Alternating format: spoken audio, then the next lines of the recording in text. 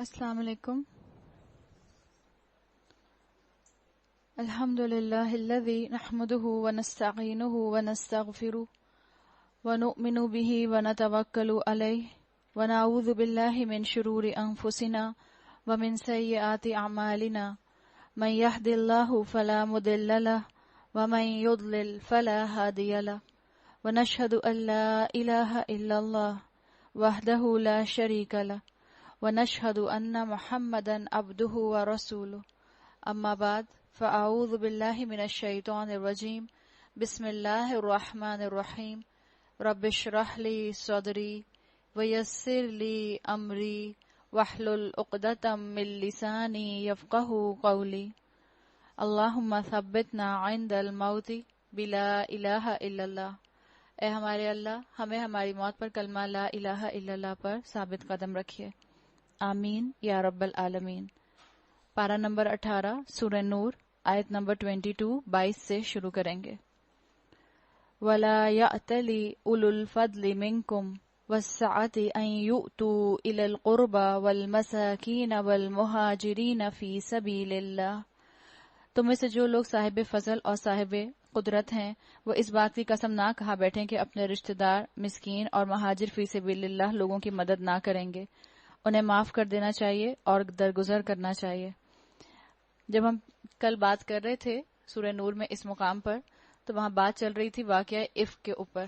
حضرت عائشہ رضی اللہ عنہا کے اوپر جب الزام لگا تھا، بہتان لگا تھا، اس کی طرف اشارہ ہے اور بتایا گیا تھا کہ مدینے کی اکثریت لوگ جو تھے وہ اس بہتان کے اندر آ گئے تھے، اس ٹریپ میں آ گئے تھے کہ انہوں نے اپنی زبانوں پر خاموشی اختیار کر لی تھی، جس پر اللہ تعالیٰ نے اپنے غضب کا اظہار کیا کہ تم میں سے جو مومن مرد، مومن عورتیں ہیں، انہوں نے کیوں نہ سپورٹ کیا اسلام کو، انہوں نے کیوں نہ سپورٹ کیا رسول اللہ صلی اللہ علیہ وسلم کو اور ان کے گھرانے کو. تو ہوا یہ تھا کہ جب اکثریت اس بات میں آ گئی اور اکثریت نے یا تو اپنی زبانیں دراز کی اس واقعے کے اوپر یا خاموشی کا اظہار کیا. اور آپ دیکھ لیں کہ جب معاشرے کے اندر مین سٹریم آپ دیکھیں، ایک طرف برائی اٹھانے والے ہوں اور دوسری طرف وہ ہوں جن پر الزام لگ رہا ہے، ایسے میں جو خاموش تماشائی بنتے ہیں وہ ایک طرح سے اپنے آپ کو نیوٹرل تو کہتے ہیں، لیکن ان کی خاموشی ان کے ساتھ ہونے کا ثبوت دیتی ہے کہ جو زبانیں دراز کر رہے ہوتے ہیں.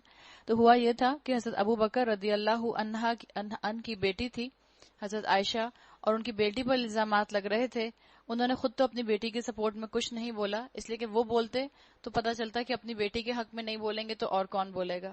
آپ صلی اللہ علیہ وسلم اگر اپنی زوجہ کے حق میں بولتے تو الزام لگتا کہ اگر آپ اپنی زوجہ کے حق میں نہ بولیں تو پھر کون بولے گا. اگر اور کوئی رشتہ جو تھا وہ اس طرح سے بولتا تو وہ یہی بات ہوتی کہ اپنے رشتہ داروں کے حق میں بولنا تو آسان ہوتا ہے. تو ان سب حضرات نے خاموشی اختیار کی. ہوا یہ کہ حضرت ابو بکر رضی اللہ عنہ جو ہیں وہ اپنے ایک رشتہ دار کو سپورٹ کیا کرتے تھے.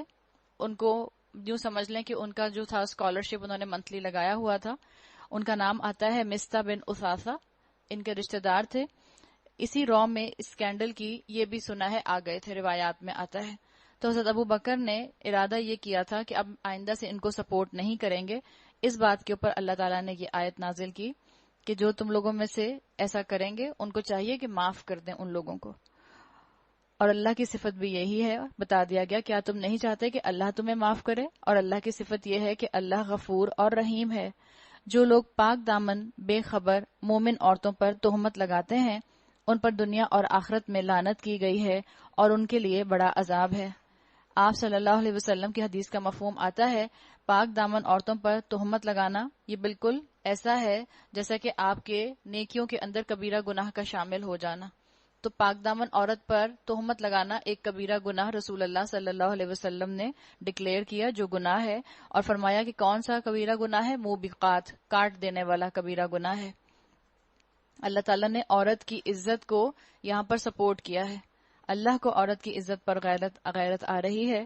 رسول اللہ صلی اللہ علیہ وسلم کی حدیث کا یہ مفہوم بھی آتا ہے کہ پاک دامن عورت پر تہمت لگانا جو ایسا کرے گا وہ اپنے 100 سال کی عبادت کو ضائع کر دے گا. تو اپنی زبانوں کو اتنا زیادہ تھام کر رکھنے کی ضرورت ہے. اسلام ہمیں یہی سکھاتا ہے کہ اگر تم نے کہیں کسی کی برائی دیکھ لی ہے اس کو ڈھانک لو، اس کو چھپا لو. وہ اس دن کو بھول نہ جائیں جبکہ ان کی اپنی زبانیں اور ان کے اپنے ہاتھ پاؤں ان کے کرتوتوں کی گواہی دیں گے. اس دن اللہ وہ بدلہ انہیں بھرپور دے دے گا جس کے وہ مستحق ہیں، اور انہیں معلوم ہو جائے گا اللہ ہی حق ہے جو سچ کو سچ کر دکھانے والا ہے. الخبیثات للخبیثین والخبیثون للخبیثات والطیبات للطیبین والطیبون للطیبات. خبیث عورتیں خبیث مردوں کے لیے ہیں اور خبیث مرد خبیث عورتوں کے لیے ہیں. پاکیزہ عورتیں پاکیزہ مردوں کے لیے ہیں اور پاکیزہ مرد پاکیزہ عورتوں کے لیے. ان کا دامن پاک ہے ان باتوں سے جو بنانے والے بناتے ہیں. ان کے لیے مغفرت ہے اور رزق کریم ہے. یوں سمجھ لیں کہ بتا دیا گیا کہ نیک روح کے ساتھ ہی ایڈجسٹ کر سکتی ہے. اگر اللہ تعالیٰ کسی کو اپنے شوہر کے ساتھ ایڈجسٹ نہیں کرتا اور اس کی اپنے شوہر کے ساتھ اس بات پر کیمسٹری نہیں ملتی کہ اس کے شوہر کے اندر حیا کم ہے، تو وہ اپنے آپ کو اس آیت کو پڑھ کے تسلی دلوا سکتی ہے کہ اللہ نے اگر اس کا ساتھ چھڑوایا ہے تو ہو سکتا ہے اس میں خیر ہی ہو. اللہ نے اس کے لیے کوئی اور طیب روح جو ہے وہ رکھی ہو جو آئندہ آنے والی زندگی میں اس کے ساتھ آ جائے. ورنہ ہوتا یہی ہے کہ birds of a feather flock together. ایک جیسے لوگ جو ہیں وہ اکثر و بیشتر ایک ساتھ اکٹھے ہو جاتے ہیں. جو جیسا اندر سے ہوتا ہے وہ اپنے لیے ویسا ہی شوہر یا اپنے لیے ویسی ہی بیوی جو ہے اس کو تلاش کرتا ہے. یہاں یہ بتا دیا گیا. اب آگے جو احکامات آ رہے ہیں وہ معاشرتی اصلاح کے لیے مزید احکامات دیے جا رہے ہیں. اس سے پہلے جو احکامات آئے تھے تشیع الفاحشہ سے جو روکا گیا تھا، زنا کی جو سزائیں بتائی گئی تھیں، وہ گورنمنٹ لیول کی رسپانسبلٹی کی بات تھی. اب جو پریکٹیکل احکامات آ رہے ہیں بتایا جا رہا ہے کہ اپنے ماحول کو پاک کرنے کے لیے اور بھی ذمہ داریاں ہیں جن کو ڈاؤن ڈیلیگیٹ کرنے کی ضرورت ہے، اور ایسا ماحول بنانے کی ضرورت ہے جس میں انسان کی جو اینیمل ایکسٹنکٹ ہے وہ کنٹرول میں رہے. آپ جانتے ہیں کہ انسان کے اندر یہ اینیمل ایکسٹنکٹ سیکشول ارج رکھا گیا ہے. ایسا نہیں ہو سکتا کہ انسان کے اندر سے سیکشول ارج ختم ہی ہو جائے. موجود تو رہے گا، اس کو کنٹرول کرنے کی ضرورت ہوتی ہے، اس کو ہارنیس کرنے کی ضرورت ہوتی ہے. تو جو احکامات دیے جا رہے ہیں وہ ایسے دیے جا رہے ہیں کہ جس میں ایسا سسٹم بن جائے کہ جس کی وجہ سے ماحول پاک بن جائے. ماحول پاک بنانے میں یہ احکامات مدد کریں گے، یہ بتا دیا گیا یہاں پہ. اور یہاں پر آپ دیکھیں گے کہ جو ماحول پہ پاک کرنے کے لیے احکامات دیے جا رہے ہیں اس کی ابتدا گھر کے یونٹ سے کی جا رہی ہے کہ گھر کی پرائیویسی کو کسی کو انویڈ نہیں کرنا چاہیے. ہر ایک کے گھر کی اپنی پرائیویسی ہے.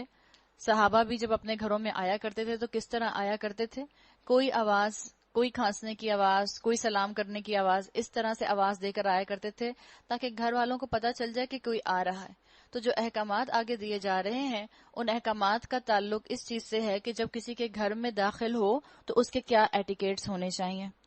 اے لوگو جو ایمان لائے ہو، اپنے گھروں کے سوا دوسرے گھروں میں داخل نہ ہوا کرو. کیا داخل ہی نہ ہو، بلکہ اللہ تعالیٰ نے ایکسیپشن دیا، طریقہ بتایا، منع نہیں کیا. اگر آپ قرآن کی صرف اتنی آیت اٹھا کر کہیں کہ ہم قرآن کو قرآن سے ہی سمجھیں گے اور اتنی سی آیت اٹھا کر کہیں کہ اچھا کسی کے گھر میں داخل نہیں ہوا جا سکتا، تو قرآن کو پوری آیات کے ساتھ کانٹیکسٹ کے ساتھ دیکھا جاتا ہے. اور اصول الفقہ ہے ایک کہ جب بھی آپ کو کوئی قانون ڈرائیو کرنا ہوتا ہے تو کسی ایک ٹاپک پر قرآن میں جتنی بھی آیات آتی ہیں ان سب کو اکٹھا کیا جاتا ہے. اس کے بارے میں جو احادیث رسول اللہ صلی اللہ علیہ وسلم کی اس کی ایکسپلینیشن میں آتی ہیں ان کو دیکھا جاتا ہے اور اس کے بعد اس سے قوانین اخذ کیے جاتے ہیں. تو یہاں اتنی آیت کا حصہ اگر آپ نے سمجھا تو آپ کو کہیں گے کہ اچھا ہم کہیں جا ہی نہیں سکتے کسی کے گھر. اللہ نے آگے کنڈیشن بتائی، جب تک کہ گھر والوں کی رضا نہ لے لو اور گھر والوں پر سلام نہ بھیج لو، یہ طریقہ تمہارے لیے بہتر ہے. مثال کے طور پر بتا دیا گیا کہ کسی کے گھر میں داخل ہو تو کیسے داخل ہو؟ اجازت لے کر داخل ہو، اس سے پوچھ لو، دروازہ کھٹکھٹاؤ. آپ صلی اللہ علیہ وسلم نے یہ بھی بتایا کہ اگر تم 3 دفعہ دروازہ کھٹکھٹاؤ اور اس کے بعد کوئی جواب نہ آئے تو پلٹ جاؤ. ابھی آگے بھی آ جائے گا یہاں سورہ نور کے اندر بھی. تو اللہ تعالیٰ نے مجھے اور آپ کو یہ احکامات دیے ہیں، 1450 سال پہلے بھی دیے تھے اور آج بھی یہ قوانین ویسے ہی آپ کی اور میرے لیے اپلیکیبل ہیں جیسے اتنے 100 سال پہلے تھے. اس دور میں دروازہ کھٹکھٹانے تک کی نوبت ہوتی تھی اس لیے کہ کمیونیکیشن کے اور کوئی ریسورسز موجود نہیں تھے. آج آپ کے اور میرے لیے موبائل فونز موجود ہیں، لینڈ لائنز موجود ہیں. آپ لینڈ لائن پہ کال کر کے بتائیں کہ میں فلاں وقت پر آپ کے گھر آنا چاہ رہی ہوں، آپ فارغ ہوں گی، آپ کی کوئی کمٹمنٹ تو نہیں ہے، آپ کو کہیں جانا تو نہیں ہے. تو ان ساری چیزوں کو آپ کو اور مجھے آج کی زندگی میں بھی اپلائی کرنے کی ضرورت ہے. اس کو ہم یہ کہہ کے کہ یہ ویسٹ کے طریقے مسلمانوں نے اپنا لیے اور اس سے تو اپنائیت محسوس ہی نہیں ہوتی, جب دل چاہے کسی کے گھر ہم جا ہی نہیں سکتے, یہ بالکل غلط سوچ ہے, غلط اپروچ ہے. مسلمان کا طریقہ قرآن میں اس کو سکھایا گیا ہے کہ جب کسی کے گھر جانا چاہو تو اس سے اجازت طلب کر لو, اس کو مینشن کر دو کہ ہم آ رہے ہیں, توقع ہے کہ تم اس کا خیال رکھو گے. ایسا نہ ہو آج کل کے دور میں یہ بھی کہا جاتا ہے کہ اس قانون کو اس طرح اپلائی نہ کیا جائے کہ آپ گیٹ پر بیل بجانے انٹرکام بجا کے کھڑے ہو گئے کہ میں آ گئی ہوں, کیا میں اندر آ جاؤں.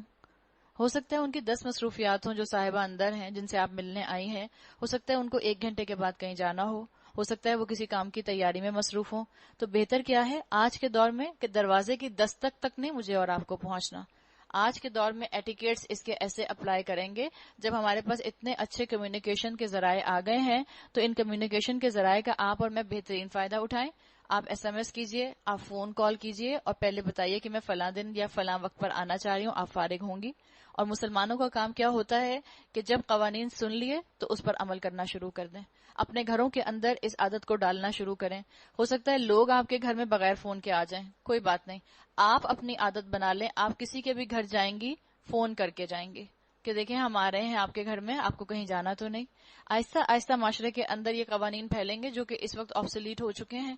آہستہ آہستہ ایک ایک کر کے خاندانوں میں ہم میں سے ہر ایک عورت جو یہاں بیٹھی ہے اپنے اپنے خاندان میں اس کو شروع کر دے گی تو یقیناً ایک وقت آئے گا کہ لوگ اس چیز کو سمجھنے لگ جائیں گے.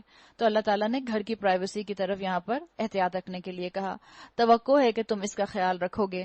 پھر اگر وہاں کسی کو نہ پاؤ تو داخل نہ ہو جب تک کہ تم کو اجازت نہ دے دی جائے, اور اگر تم سے کہا جائے واپس چلے جاؤ تو واپس ہو جاؤ. اگر تم سے کہا جائے فرجعوا, لوٹ جاؤ, تو تم لوٹ جاؤ واپس. یہ ہے آپ کے اور میرے لیے اسلامک اصول. اگر آپ نے فون کیا اور آپ نے اپنے کزن سے کہا کہ میں شام کو آنا چاہ رہی ہوں, آپ کی کزن کہے میری شام میں کمٹمنٹ ہے, تو اب آپ ناراض ہو کر نہ بیٹھ جائیں, اب آپ غصہ کر کے نہ بیٹھ جائیں. یا مثال کے طور پر ورسٹ کم ورسٹ, اگر آپ مثال کے طور پر فون کیے بغیر بہت ہی محبت میں اپنی خالہ کے گھر, اپنی پھپھو کے گھر, اپنی بہن کے گھر, اپنی کسی دوست کے گھر پہنچ جاتی ہیں, کیک لے کے اور بکے لے کے پہنچ گئیں بہت محبت سے, پہلے پوچھا نہیں تھا کہ میں آ جاؤں, انٹرکام پہ پوچھا میں آئی ہوں, وہ کہیں میں آپ سے اس وقت نہیں مل سکتی. آپ کہیں لو کیوں نہیں مل سکتی, میں باہر کھڑی ہوں. وہ کہیں نہیں میں اس وقت ملنے کی پوزیشن میں نہیں ہوں. اور پھر آپ کو کیا حکم دیا گیا ہے, جب کہا جائے لوٹ جاؤ فرجعوا, لوٹ جاؤ. اب آپ پریشان نہ ہوں اس بات پر, قرآن کا حکم ہے. ہو سکتا ہے ان کی 10 مجبوریاں ہوں, نہ جانے بیچاری کے گھر میں کیا حالات ہوں, ہو سکتا ہے کسی مجبوری میں ہو, یا ہو سکتا ہے نیند میں ہو سکتا ہے رات میں سوئی نہ ہو سکتا ہے رات میں مہمان آ رہے تھے ایئرپورٹ لینے چلی گئی تھی, 10 باتیں ہو سکتی ہیں. تو جب کہا جائے لوٹ جاؤ تو لوٹ جاؤ. اتنا بڑا ظرف چاہیے اس کام کے لیے, اتنا آسان نہیں ہے یہ کہ آپ کو کوئی کہے لوٹ جاؤ اور آپ لوٹ جاؤ. لیکن ایک طرح سے ہم پر اپلائی کرتا ہے آج کل.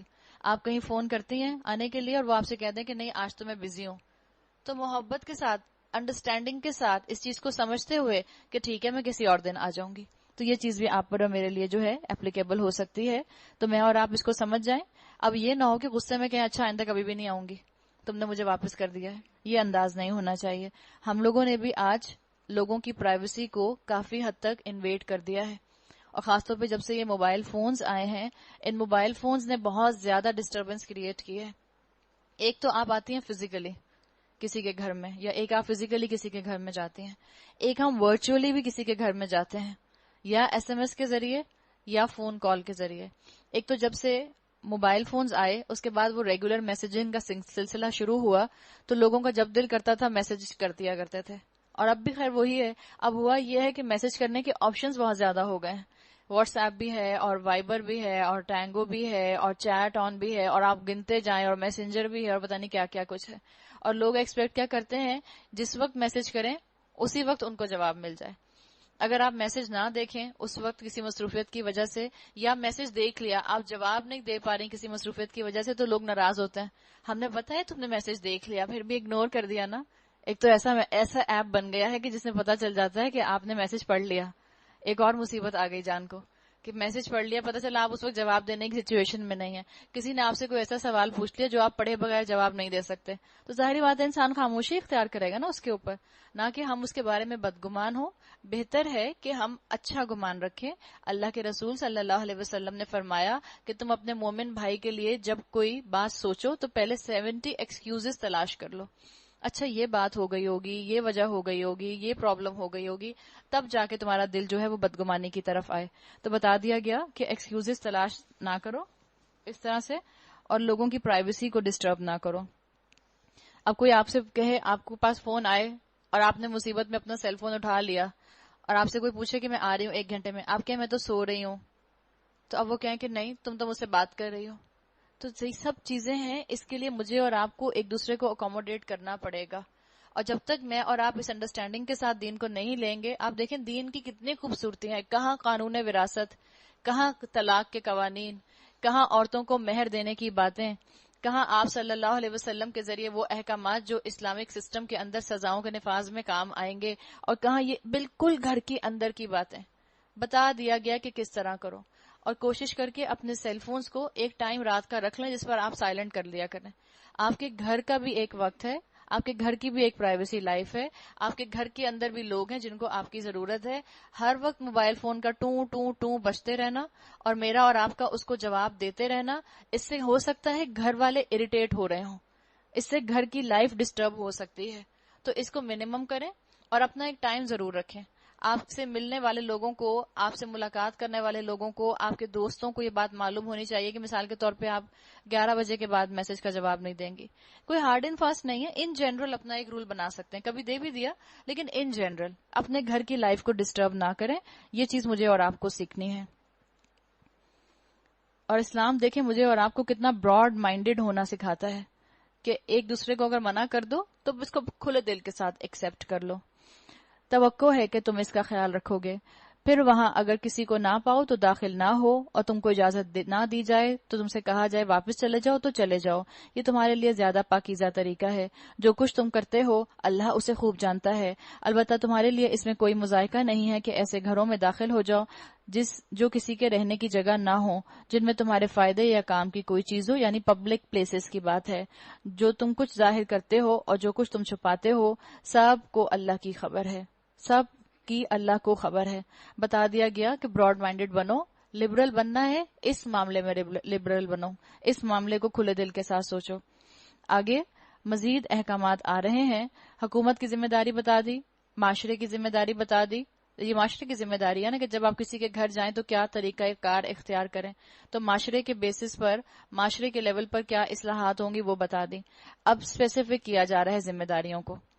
کس طرح سے؟ پہلے مردوں کی بات آئے گی, مردوں کی ذمہ داری بتائی جائے گی. پھر عورتوں کی بات آئے گی, عورتوں کی ذمہ داری بتائی جائے گی.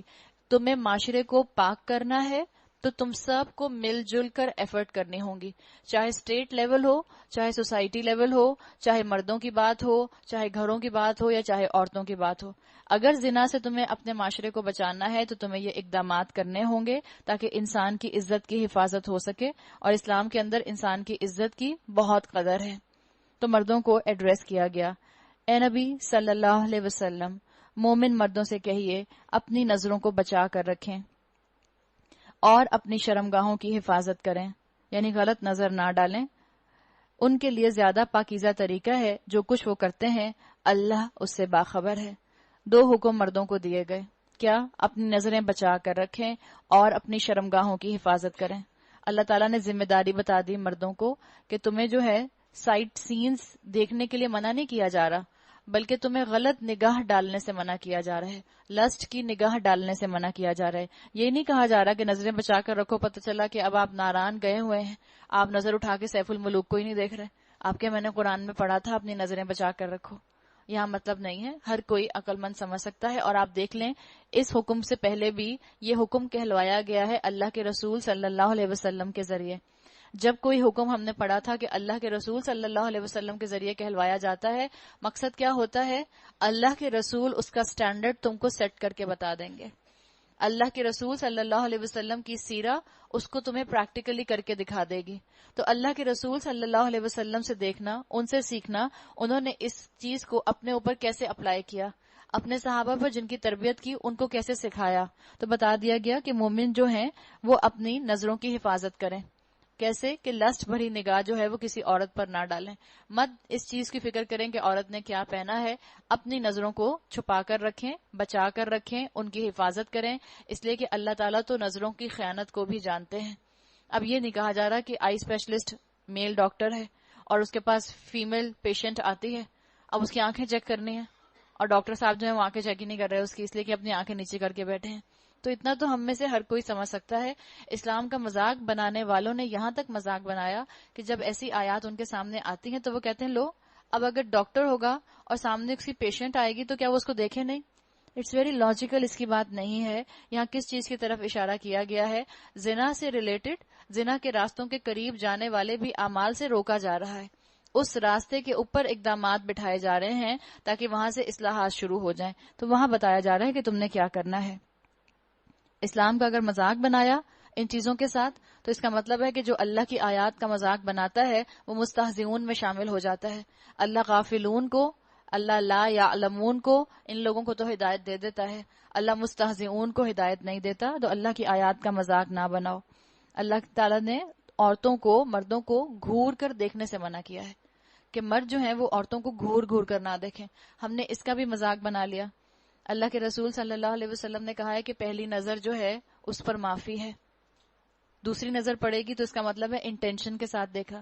تیسری نظر پڑے گی اس کا مطلب ہے کہ اب خواہش بھی پیدا ہو گئی. اس کا مطلب ہے اب قدم زنا کی طرف اٹھنے شروع ہو گئے. اس لیے اللہ کے رسول صلی اللہ علیہ وسلم نے کہا پہلی نظر پر معافی ہے. پہلی نظر اٹھ جاتی ہے. تو مردوں نے اس کے بھی جوکس بنا لیے. انہوں نے کہا کہ ہم پہلی نظر پر ہی آنکھیں نہیں جھپکتے, ہم دیکھتے جاتے ہیں, ہم دیکھتے جاتے ہیں, ہم دیکھتے جاتے ہیں. تو ہم نے قرآن کی آیات کا مذاق بنا لیا. اللہ تعالیٰ نے منع فرمایا ہے کہ قرآن کی آیات کا مذاق مت بناؤ, ورنہ کیا ہوگا اگر تم اس راستے پر چلو گے کہ ایک دوسرے کو دیکھ رہے ہو, اپنی آنکھیں ٹھنڈی کر رہے ہو, عورتوں کو مرد دیکھ رہے ہیں اور اس کے بعد ان کو ویژولائز کر رہے ہیں, تو کیا ہوگا؟ اٹ ول لیڈ ٹو زنا. آہستہ آہستہ تمہارے قدم زنا کی طرف بڑھنے لگ جائیں گے. وہ جو ہمارے ہاں ایک دور تھا, اب بھی اللہ تعالیٰ ہدایت دے ان لوگوں کو جو اب تک اس میں انوالو ہیں, کہ محفل غزل ارینج ہوتی تھی اور محفل غزل کے اندر تکیہ دار محفل ارینج ہوتی تھی اور اس میں سب ایک ساتھ بیٹھے ہیں, بھائی بھی اور بھابیاں بھی اور دوست بھی اور احباب بھی, اور اس میں خوب ایک دوسرے سے آنکھیں دیکھ دیکھ کر سینکی جاتی تھیں. اس طرح کی نظروں سے اللہ تعالیٰ نے حفاظت کرنے کے لیے کہہ دیا. اور یہاں پر مردوں کو اس چیز کا بھی خیال رکھنا چاہیے کہ جو ان کے دوستوں کی بیویاں ہیں, جو ان کی فیورٹ بھابیاں ہوتی ہیں, اگر دوست کبھی اکیلے آ جائیں تو کہتے ہیں بھابی نہیں آئیں. بھئی آپ کو بھابی کی کیا فکر ہے؟ آپ نے دوست سے ملنا ہے, آپ دوست سے ملیں. بھابی سے آپ نے مل کر کیا کرنا ہے؟ بھابی کو کہیں گے بھابی آپ کتنی پیاری لگ رہی ہیں. بھئی آپ اپنی بیگم کی تعریف کریں, آپ دوسرے کی بیگم کی تعریف کیوں کر رہے ہیں؟ اب وہ اگر آگے عورتوں کی ذمہ داری بھی آ جائے گی کہ شوہروں کے دوستوں کو موقع ہی نہ ملے یہ کہنے کا کہ بھابی آپ کتنی پیاری لگ رہی ہیں. جب یہ کہا بھابی آپ کتنی پیاری لگ رہی ہیں, اس کا مطلب ہے کس نظر سے دیکھا؟ اتنا تو کوئی بے وقوف نہیں ہوتا. ہم عورتیں ہیں, ہم سب جس عمر کے اندر بھی ہیں, ہم اس بات کو جانتے ہیں کہ ہم مردوں کی نظروں کو پہچان جاتے ہیں. عورت پہچان جاتی ہے کہ مرد اس کو کس نظر سے دیکھ رہا ہے, اور عورت کہ نہیں سب اتنے شریف ہیں, ایسی تو کوئی بات نہیں ہے, سب اتنے پڑھے لکھے ہیں, سب اتنے اچھے خاندانی گھرانے کے لوگ ہیں, ایسی تو کوئی بات نہیں ہے. اللہ تعالیٰ نے جب یہ احکامات دیے تو یہ نہیں کہا تھا 1500 سال کے بعد ان احکامات کو اپلائی کرنا جب بے حیائی بہت پھیل جائے گی. جس وقت یہ احکامات آئے اسی وقت صحابہ کے معاشرے پر اس کو اپلائی کر دیا گیا, اور وہ صحابہ تھے جن کے لیے کہا گیا رضی اللہ عنہم ورضوا عنہ, جو اللہ سے بھی راضی ہو گئے اور اللہ ان سے راضی ہو گیا, ان کو یہ احکامات دیے جا رہے ہیں. تو بتا دیا گیا اپنے دین کی فکر کرو اور ایک دوسرے کو فینٹیسائز نہ کرو. اسی لیے آپ دیکھیں اسلام کے اندر سیگریگیشن کا ماحول دیا جاتا ہے. کیوں دیا جاتا ہے سیگریگیشن کا ماحول؟ تاکہ آپ آگ اور تیل کو ایک ساتھ نہ کر دیں, پیٹرول کو اور آگ کو ایک ساتھ نہ رکھ دیں. آگ اور تیل کو ایک ساتھ رکھنے کا مقصد یہ ہے کہ آپ نے اس کو بھڑکنے کی اجازت دے دی, اب وہ کسی بھی وقت بھڑک جائے گا. اور بھڑکنے کا مقصد کیا ہے؟ مرد اور عورتوں کا مکس گیدرنگز کے اندر ایک دوسرے کے ساتھ بے تکلف ہونا, یہ اٹ ول لیڈ ٹوورڈ زنا. آہستہ آہستہ یہ چیز زنا کی طرف لے جاتی ہے. تو بتا دیا گیا کہ جو کچھ وہ کرتے ہیں اللہ اس سے باخبر ہے. اب آگے عورتوں کو اللہ تعالیٰ جو ہیں احکامات دے رہے ہیں. وَقُلْ لِلْمُؤْمِنَاتِ يُغْضِضْنَ مِنْ أَبْصَارِهِنَّ وَيَحْفَظْنَ فُرُوجَهُنَّ وَلَا يُبْدِينَ زِينَتَهُنَّ إِلَّا مَا ظَهَرَ مِنْهَا وَلْيَضْرِبْنَ بِخُمُرِهِنَّ عَلَى جُيُوبِهِنَّ. اور اے نبی صلی اللہ علیہ وسلم، عورتوں سے کہا جا رہا ہے رسول اللہ صلی اللہ علیہ وسلم کے ذریعے، مومن عورتوں سے کہہ دیجئے. کیا آپ اپنے آپ کو مومن سمجھتی ہیں؟ اللہ تعالیٰ نے کہا للمؤمنات، مومن عورتوں سے کہہ دیجئے. اگر تو میں اپنے آپ کو مومن عورت سمجھتی ہوں، اگر میں اپنے آپ کو کلمہ گو مسلمان سمجھتی ہوں، اگر میں اس بات کا دعویٰ کرتی ہوں کہ ہاں مجھے آخرت پر ایمان ہے، ایمان بالآخرہ ہے، میرا ایمان ہے کہ میں نے اللہ کو حساب دینا ہے، میرا ایمان ہے کہ ایک دن میں نے اللہ کے سامنے جا کر کھڑے ہونا ہے، میرا ایمان ہے کہ ایک دن جو ہے وہ گھر بنا دیے جائیں گے یا جنت میں یا دوزخ میں، تو میں اپنے آپ کو اس کیٹیگری میں لے کر آؤں گی کہ یہ مجھ سے کہا جا رہا ہے. اور کیا کہا جا رہا ہے؟ پہلا حکم تو وہی آ گیا، اپنی نظریں بچا کر رکھیں، یعنی لسٹ بھری نگاہوں سے کسی نامحرم کو نہ دیکھنا. دوسرا حکم آیا، اپنی شرمگاہوں کی حفاظت کریں. بتا دیا گیا جب نظر خراب ہوتی ہے تو الٹیمیٹلی انسان کو زنا جو ہے وہ شرمگاہ کے گناہ تک لے جاتا ہے. تو دو حکم تو وہی آ گئے جیسا کہ مردوں کو دیے گئے تھے. تیسرا ایک ایڈیشنل حکم جو ہے وہ خواتین کو خاص طور پر دیا گیا ہے، وَلَا يُبْدِينَ زِينَتَهُنَّ، اور اپنا بناؤ سنگھار نہ دکھائیں. بتا دیا گیا یہاں پر کہ اللہ تعالیٰ نے کیونکہ عورت کو حسن زیادہ دیا ہے، اللہ نے زینت کی چیزیں عورت کے لیے زیادہ بنائی ہیں، تو اللہ نے عورت کی ایک ایڈیشنل ذمہ داری رکھی ہے. تو یہاں پر عورتوں کو 3 احکامات دیے گئے ہیں نظروں کی حفاظت کے حوالے سے، اور مردوں کو 2 احکامات دیے گئے ہیں. ابھی جو نظروں کی حفاظت کی بات ہے، اور یہ جہاں یہ جو آیات شروع ہو رہی ہیں قُل لِّلْمُؤْمِنَاتِ، مومنات سے کہا جا رہا ہے، تو اگر اب تک کا قرآن سن کر کسی عورت کے دل میں، کسی مومنہ عورت کے دل میں جہاد کی فیلنگز آئی تھیں، تو اب یہاں سے آپ کی اور میرے جہاد کرنے کا عمل شروع ہو رہا ہے. پیچھے بھی بہت سے اعمال گزر چکے جن کو ہم اپنی زندگیوں میں فوراً کے فوراً شامل کر سکتے ہیں. یہاں سے بھی ایسا عمل بتا دیا گیا جس کو فوراً اپنی زندگی میں ہم شامل کر کے جہاد کو شروع کر سکتے ہیں. اور کیا ہے جہاد؟ کہ سوشلی ریسپانسبل بیہیویئر شو کرو، اپنے آپ کو ایک ذمہ دار شہری، ذمہ دار مسلمان بنا کر معاشرے کے سامنے لے کر آؤ. مومن عورت جو ہوتی ہے، مومن لڑکیاں جو ہوتی ہیں، مومن ٹین ایجرز بچیاں جو ہوتی ہیں، وہ غیر محرم کے مردوں کے پوسٹرز پر دیکھ دیکھ کر ہائے واو یس یہ ایسی آوازیں نہیں نکالتی. یا مومن لڑکیاں جو ہوتی ہیں، مومن بچیاں جو ہوتی ہیں، وہ نامحرم مردوں کے پوسٹرز اپنی الماریوں کے اندر کے پورشنز میں نہیں لگاتی تاکہ اماں کو پتہ ہی نہ چلے، اور پھر دیکھ دیکھ کر آہیں نہیں بھرتی. اماں کہیں میری بیٹی الماری سے باہر ہی نہیں نکلتی، کیا کرتی رہتی ہے؟ ہر وقت الماری سیٹ کرتی رہتی ہے میری بیٹی. تو اللہ تعالیٰ نے ہم سب کو عمل کرنے کے لیے یہاں پر بتا دیا کہ تمہارے لیے سب کے لیے عمل کرنے کے لیے یہاں پر راہیں موجود ہیں. حیا ایمان کا حصہ ہے. آپ صلی اللہ علیہ وسلم نے فرمایا جب حیا چلی جاتی ہے تو ایمان چلا جاتا ہے، یا وائس ورسا. یہ دونوں چیزیں ساتھ ساتھ ہیں، کمپلیمنٹری ہیں. عورتوں کو اللہ تعالیٰ نے کیونکہ مردوں کے مقابلے میں حسن زیادہ دیا ہے. آپ دیکھیں باقی جتنی بھی مخلوقات ہیں ان میں آپ کو جو میل ایلیمنٹ ہے وہ زیادہ خوبصورت لگتا ہے. مور، پیکاک کو دیکھیں، کبھی آپ فیمیل پیکاک کو دیکھیں اور میل پیکاک کو دیکھیں تو آپ کو پتا چلے گا جو زیادہ خوبصورت ہوتا ہے وہ میل پیکاک ہوتا ہے. اسی طرح سے آپ اگر پجنس کو دیکھیں تو جو میل پجن ہوتا ہے وہ زیادہ خوبصورت ہوتا ہے. اور آپ اسی طرح سب جانوروں کے اندر اس چیز کو نوٹ کر سکتے ہیں. اللہ کی شان ہے. انسانوں کے اندر اللہ تعالیٰ نے عورت کو زیادہ اٹریکٹیو بنایا ہے، عورت زیادہ حسن کی مالک ہے. جب اللہ تعالیٰ نے عورت کو حسن زیادہ دیا تو اس پر ذمہ داری بھی ڈال دی کہ اپنے حسن کو دکھاتی نہ پھرے. اس لیے اس کے لیے کہہ دیا گیا اپنا بناؤ سنگھار نہ دکھائیں. اب اپنا بناؤ سنگھار نہ دکھائیں تو اس کے لیے 2 ہی طریقے ہو سکتے ہیں. اپنے گھر کی 4 دیواری سے باہر نہ نکلیں، اور دوسرا طریقہ کیا ہے؟ جب نکلیں تو اپنے آپ کو چھپا کر نکلیں. تو بتا دیا گیا کہ کیا ذمہ داری دی جا رہی ہے. ہم جو بار بار پردے کے احکامات کا پڑھتے ہیں، تو یہاں پر پردے کے احکامات کا ایک اینگل آئے گا، دوسرا اینگل سورہ احزاب کے اندر آئے گا. یوں سمجھ لیں کہ یہاں جو احکامات ہیں وہ گھر کے اندر عورت کو بتا دیے گئے. تمہارے گھر میں جب کوئی پارٹی ہو رہی ہے، تم جب کسی کو اپنے گھر پر انوائٹ کر رہی ہو، یا جب تم خاندان والے سب اکٹھے ہو، یا مثال کے طور پر جو ہے کوئی ایسا موقع ہے جس میں مرد اور عورتیں جو ہیں وہ سب اکٹھے ہو رہے ہیں کسی بھی وجہ سے، تو بتا دیا گیا کہ اس وقت تم نے کیا کرنا ہے. اور یہ ایسے احکامات ہیں جو ارجنٹ بھی ہیں اور امپورٹنٹ بھی ہیں. اس لیے کہ میں نے احکامات سن لیے، اس کے بعد میں نے اس پر عمل کرنا نہیں شروع کیا تو میری زیادہ پکڑ ہوگی. جس کے پاس علم آ جائے اور وہ اس علم کے آ جانے کے بعد اپنے عمل کی اصلاح نہ کرے تو اس کی زیادہ پکڑ ہے. علم والے کی زیادہ پکڑ ہے لا علم کے مقابلے میں.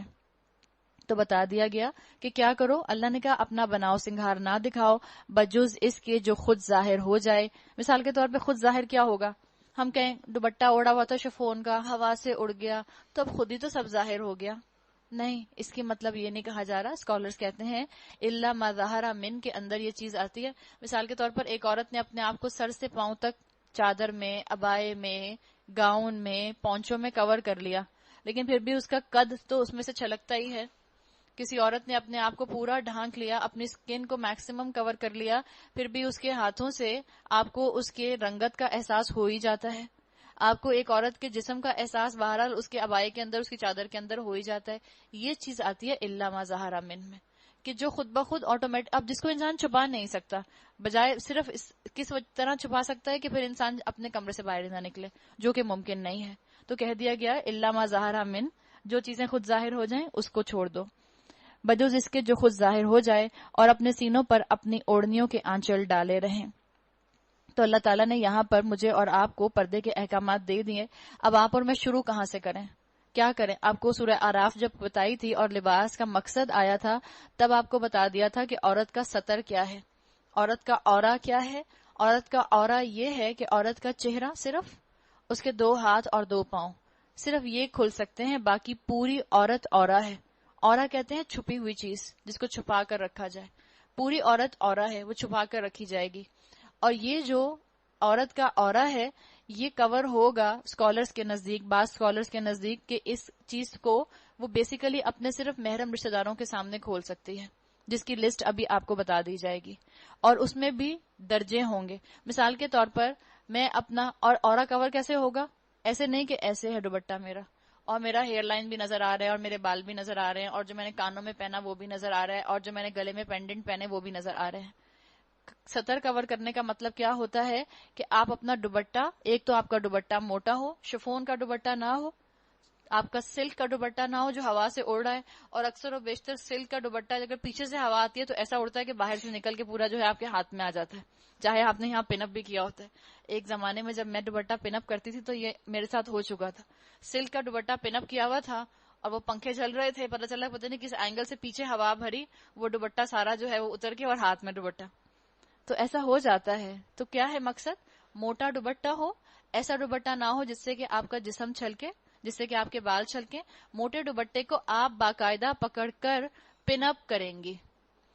جب آپ نے پن اپ کر لیا اور آپ کی پوری فل آستینیں ہیں یہاں تک، اور آپ نے جو ٹراؤزر پہنا ہوا ہے اس سے آپ کی اینکلز نظر نہیں آ رہے، اینکل نظر نہیں آنے چاہیے، اس کا مطلب ہے آپ نے اپنا عورہ کور کر لیا. اور عورہ کور کرنے کا مقصد بھی دیکھ لیں کیا ہے، تاکہ عورت کی سکن چھپی رہے. تو اگر آپ ابھی تک اس سٹیج پر نہیں تھے تب آپ سٹیپ بائی سٹیپ آگے بڑھنا شروع کریں، سٹیپ بائی سٹیپ عمل پر آنا شروع کریں. اگر اب تک آپ میں سے کوئی اپنے عورہ کو کور کرنے کا اہتمام نہیں کرتی تھی، اب آپ پہلا سٹیپ یہ لے لیں کہ آپ اپنے عورہ کو کور کرنا شروع کریں. میکسیمم سکن کو کور کر لیں، صرف آپ کا چہرہ کھلا رہ جائے اور اس کے بعد آپ کے 2 ہاتھ کھلے رہ جائیں اور آپ کے 2 پیر جو ہیں وہ نظر آ سکتے ہیں آرام سے. باقی آپ کا پورا جسم جو ہے وہ کور ہونا چاہیے. ہم ارادہ ہو سکتا ہے ابھی دل میں آئے خیال اچھا میں کروں، پھر ہم سوچیں اچھا ایسا کروں گی کہ حج پر جا رہی ہوں نا، حج سے آؤں گی تو پھر کر لوں گی. ڈیلے مت کریں، کیا پتا حج کرنا نصیب بھی ہو کہ نہ ہو. اللہ سب کو جنہوں نے نیت کیا ان کو حج نصیب کروائے. اللہ تعالیٰ آپ ہم سب کو زندگیاں دے کہ ہم جو نیکی کے ارادے کر رہے ہیں اس میں کامیاب ہو سکیں، لیکن ڈیلے مت کریں. اس لیے کہ آپ جتنا ڈیلے کریں گی آپ کا پیشن فزل آؤٹ ہو جائے گا. آپ اپنے مزیدار فزی ڈرنک کو گلاس میں نکال کے 1 گھنٹے کے بعد پئیں اور باہر ہی اس کو چھوڑ دیں تو کیا اس کا وہ ذائقہ ہوتا ہے جس وقت بوٹل سے نکالا جاتا ہے اس وقت ہوتی ہے اس کا فلیور؟ وہ بالکل فلیٹ ہو جاتی ہے، کوئی ذائقہ نہیں رہتا، بلکہ پینے کا دل بھی نہیں چاہتا، اتنی عجیب سی میٹھی سی ہو جاتی ہے. اسی طرح سے اگر آپ نے اپنے دل میں آئے ہوئے جذبات کو اس وقت روک لیا، تھام لیا، عمل میں نہیں لائے، تو آہستہ آہستہ آپ کے جذبات جو ہیں وہ فزل آؤٹ کر جائیں گے. تو آپ نے کورنگ کرنی شروع کرنی ہے، آپ نے اپنے آپ کو چھپانا ہے. پہلی بات، آپ نے اپنے آپ کو اپنے محرم رشتوں کے سامنے بھی چھپانا ہے. محرم رشتوں کے سامنے بھی انسان کی کورنگ کے مختلف لیول ہوتے ہیں. مثال کے طور پر کوئی آپ کے ایک سسر ہیں اور ایک طرف آپ کے والد ہیں، ایک طرف آپ کے شوہر ہیں. کیا آپ ان تینوں کے سامنے ایک ہی طرح سے اپنے آپ کو رکھ سکتے ہیں؟ اسکالرز کہتے ہیں کہ تینوں آپ کے محرم ہیں، لیکن ان تینوں کے سامنے آپ کا آنے کا انداز مختلف ہوگا. آپ ان تینوں کو اپنی زینت دکھا سکتے ہیں. ظاہری بات ہے سسر اور والد کے سامنے انسان بغیر دوپٹے کے نہیں آتا. تو پہلے تو ہم اپنی بچیوں کو اور اپنے آپ کو اس چیز کے اوپر لے کر آئیں کہ ہم اپنے لباس کا جو حصہ تھا جس کو یہاں پر خمر بتایا گیا ہے اس کو واپس لے کر آئیں. خمر کا ایک مقصد ہے. خمر کو آپ دوپٹہ کہہ لیں یا خمر کو آپ اسکارف کہہ لیں، مقصد کیا ہے؟ وہ چیز جو آپ کے چیسٹ کو ڈھانک لے، جو آپ کے سینے کو کور کر لے. اور عورت کے سینے کی خوبصورتی یقیناً مرد اس کی طرف اٹریکٹ ہوتے ہیں. تو بتا دیا گیا مقصد کہ عورت اپنا خمر جو ہے وہ استعمال کرے. آپ اپنے شوہر کے سامنے اپنا خمر نہیں بھی استعمال کرتی ہیں تو اٹس اوکے، لیکن اپنے والد اور اپنے سسر کے سامنے کم سے کم آپ کا سینہ کور ہونا چاہیے. بعض اسکالرز تو یہاں تک کہتے ہیں کہ اپنے بھائیوں کے سامنے، اپنے بیٹوں کے سامنے اور اپنے سسر اور والد کے سامنے بھی آپ کا یہ چیز کور ہونی چاہیے. ایمان کا لیول ہے. اگر وہ کہتے ہیں تو یقیناً اپنے کسی علم کی بیسس پر کہتے ہوں گے. اللہ ہمیں ایسا ایمان دے، لیکن فی الحال تو ہمارا ایمان بڑا کمزور ہے. ہم والد کے سامنے بھی اتنا احتیاط نہیں کر پاتے. تو کیا کریں؟ ہم اپنی غلطی مان لیں، جہاں کمی ہے اس کمی کو ایڈمٹ کر لیں، اور پھر میکسیمم ان جگہوں کے اوپر احتیاط کرنے کی کوشش کریں جہاں سے فتنہ پھیل سکتا ہے. تو اپنے محرم رشتوں کے سامنے بھی آپ کا اپنے اورا کو کور کرنے کا اینگل مختلف ہوگا. مثال کے طور پر آپ کے تایا ہیں، آپ کے چچا ہیں، یہ سب آپ کے محرم رشتے ہیں. تب آپ ان کے سامنے بغیر دوپٹے کے آئیں، کیا مناسب لگتا ہے؟ یا آپ کی جوان بچیاں بغیر دوپٹے کے ان رشتوں کے سامنے آئیں؟ اور یہ بھی ایکسٹریم ہوتی ہے کہ ایک طرف ہم نامحرم کے سامنے پورا چھپ کر آ رہے ہیں، اور اپنے چاچا تایا کے سامنے جب ہم آئے تو ہم پورا ایکسپوز ہو کر آ گئے. اور آج کل بچیوں کی جو ڈریسنگ کرائی جاتی ہے وہ بھی نامناسب ہے. زیادہ تر بچیاں پینٹ شرٹس پہنتی ہیں. اپنے محرم رشتوں کے سامنے بھی پینٹ شرٹس پہننا، اور شرٹس بھی ایسی پہننا، ایسی ٹاپس پہننا جو بالکل چھوٹی چھوٹی ہوں، جن کے اندر پوری باڈی نظر آ رہی ہو، فگر ہگنگ کپڑے پہننا، یہ بھی انسان کی عورت کے مزاج کے خلاف ہے. یہ وہ عورت کرتی جس کا مزاج بگڑ چکا ہوتا ہے. تو اپنی بچیوں کے مزاج کو درست کرنے کی ضرورت ہے، ان کی فطرت کو واپس لانے کی ضرورت ہے. تو ہم نے پہلا کام یہ کرنا ہے کہ ہم نے اپنا جب اورا کور کرنا ہے تو ان کے لیولز آپ دیکھ لیں، اپنا ایمان دیکھ لیں کہ آپ کس ایمان کے لیول پر ہیں. سب سے پہلا کام جو عورت کر سکتی ہے، اور اس کے اوپر سارے اسکول آف تھاٹس متفق ہیں، کہ آپ اپنے آپ کو ایسے ڈھانکیں کہ آپ کا صرف اور چہرہ اور ہاتھ اور پیر نظر آئیں. بس اس حلیے میں آپ آ جائیں سامنے تو ٹھیک ہے. اور بتا دیا گیا کہ چاہے تمہارا یہ جو خمر ہے، چاہے جو تمہارا اسکارف ہے، جو تمہارا دوپٹہ ہے، یہ کسی بھی رنگ کا ہو. ابھی ہم کلر کی بات نہیں کر رہے کہ صرف بلیک ہو یا صرف وائٹ ہو یا صرف کریم کلر کا ہو، کیا ہو، ابھی کسی بھی کلر کا ہو، اورنج کلر کا ہو، ریڈ کلر کا ہو. خاص طور پہ بچیاں جو بیٹھی ہیں ان کو جس کلر سے بھی اوڑھنا ہے وہ اپنے آپ کو اوڑھنا شروع کریں. ظاہری بات ہے انسان ساری زندگی اسی کلر کو نہیں اوڑھتا رہے گا. جو 16 سال کی عمر میں پنک کلر کا ابایا یا اسکارف اوڑھنا شروع کیا تو کیا 60 سال کی زندگی تک وہی کلر پہنتے رہیں گے؟ عمر کے ساتھ ساتھ انسان کے اندر میچورٹی آتی ہے. تو جو جس سٹیج پر ہے وہ ایک قدم آگے بڑھ جائے، جو جس لیول پر ہے وہ اس سے آگے آنے کی کوشش کرے. نیچرل پروگریشن جو ہے وہ آنا چاہیے. اور ایک چیز کا خیال رکھیں، کبھی بھی کام آدھا پونا نہ کریں کہ ابھی تو میں نے اوڑھا ہوا ہے مثال کے طور پر پورے کا پورا، پھر جب میں اپنی کزنس کے درمیان میں گئی جس میں میرے میل کزنس بھی ہیں اور سب خاندان والے اکٹھے ہیں، تو بس میرا دوپٹہ صرف جو ہے وہ یوں ہے بس، اور پھر وہ آہستہ آہستہ نیچے گیا نیچے گیا نیچے گیا اور پھر گر گیا. اس لیے کہ میں نے بھی تو ایئر رنگس پہنے ہوئے ہیں، میں نے بھی تو پینڈنٹ پہنا ہوا ہے، میں نے بھی تو چوکر پہنا ہوا ہے، سب کو دکھانا مجھے بھی تو ضروری ہے. انسان جو کام کرے کنسسٹنسی سے کرے. جب ایک دفعہ ارادہ کر لیا کہ میں نے نامحرم کے سامنے نہیں آنا اور اپنی زینت کا اظہار نہیں کرنا، تو اللہ آپ کو استقامت دے گا. آپ اس پر جم جائیں، آدھا پونا عمل نہ کریں. جیسے آدھی ڈگری کام کی نہیں ہوتی. کوئی کہے کہ میں نے ایف اے کا بس پارٹ 1 کلیئر کیا، پارٹ 2 کلیئر نہیں کیا انٹرمیڈیٹ کا، تو کیا آپ اس کو انٹرمیڈیٹ کیا ہوا بندہ یا بچہ کہیں گے؟ اس نے انٹرمیڈیٹ تو کمپلیٹ ہی نہیں کیا. آپ کچی ہانڈی ہو، آدھا گوشت پکا ہوا آدھا گوشت کچا، آپ کھا لیں گی؟ کچی ہانڈی تو آپ اور میں نہیں کھاتے. تو کور کریں اور پراپرلی کور کریں. جس طرح آدھی نماز قبول نہیں ہوتی، جس طرح آدھا روزہ قبول نہیں ہوتا، اسی طرح آدھا پردہ بھی آپ کا اور میرا قبول نہیں ہوگا. تو آگے بڑھ کر جو جس لیول پر ہے اس سے ایک قدم آگے بڑھ جائے اور اپنے آپ کو ٹائم لمٹ دیں. 1 سال کے بعد میں اگلے قدم پر آؤں گی، 6 مہینے کے بعد میں اگلے قدم پر جو بھی آپ اپنے آپ کو ٹائم لمٹ دینا چاہ رہی ہیں اس کو سمجھ جائیں.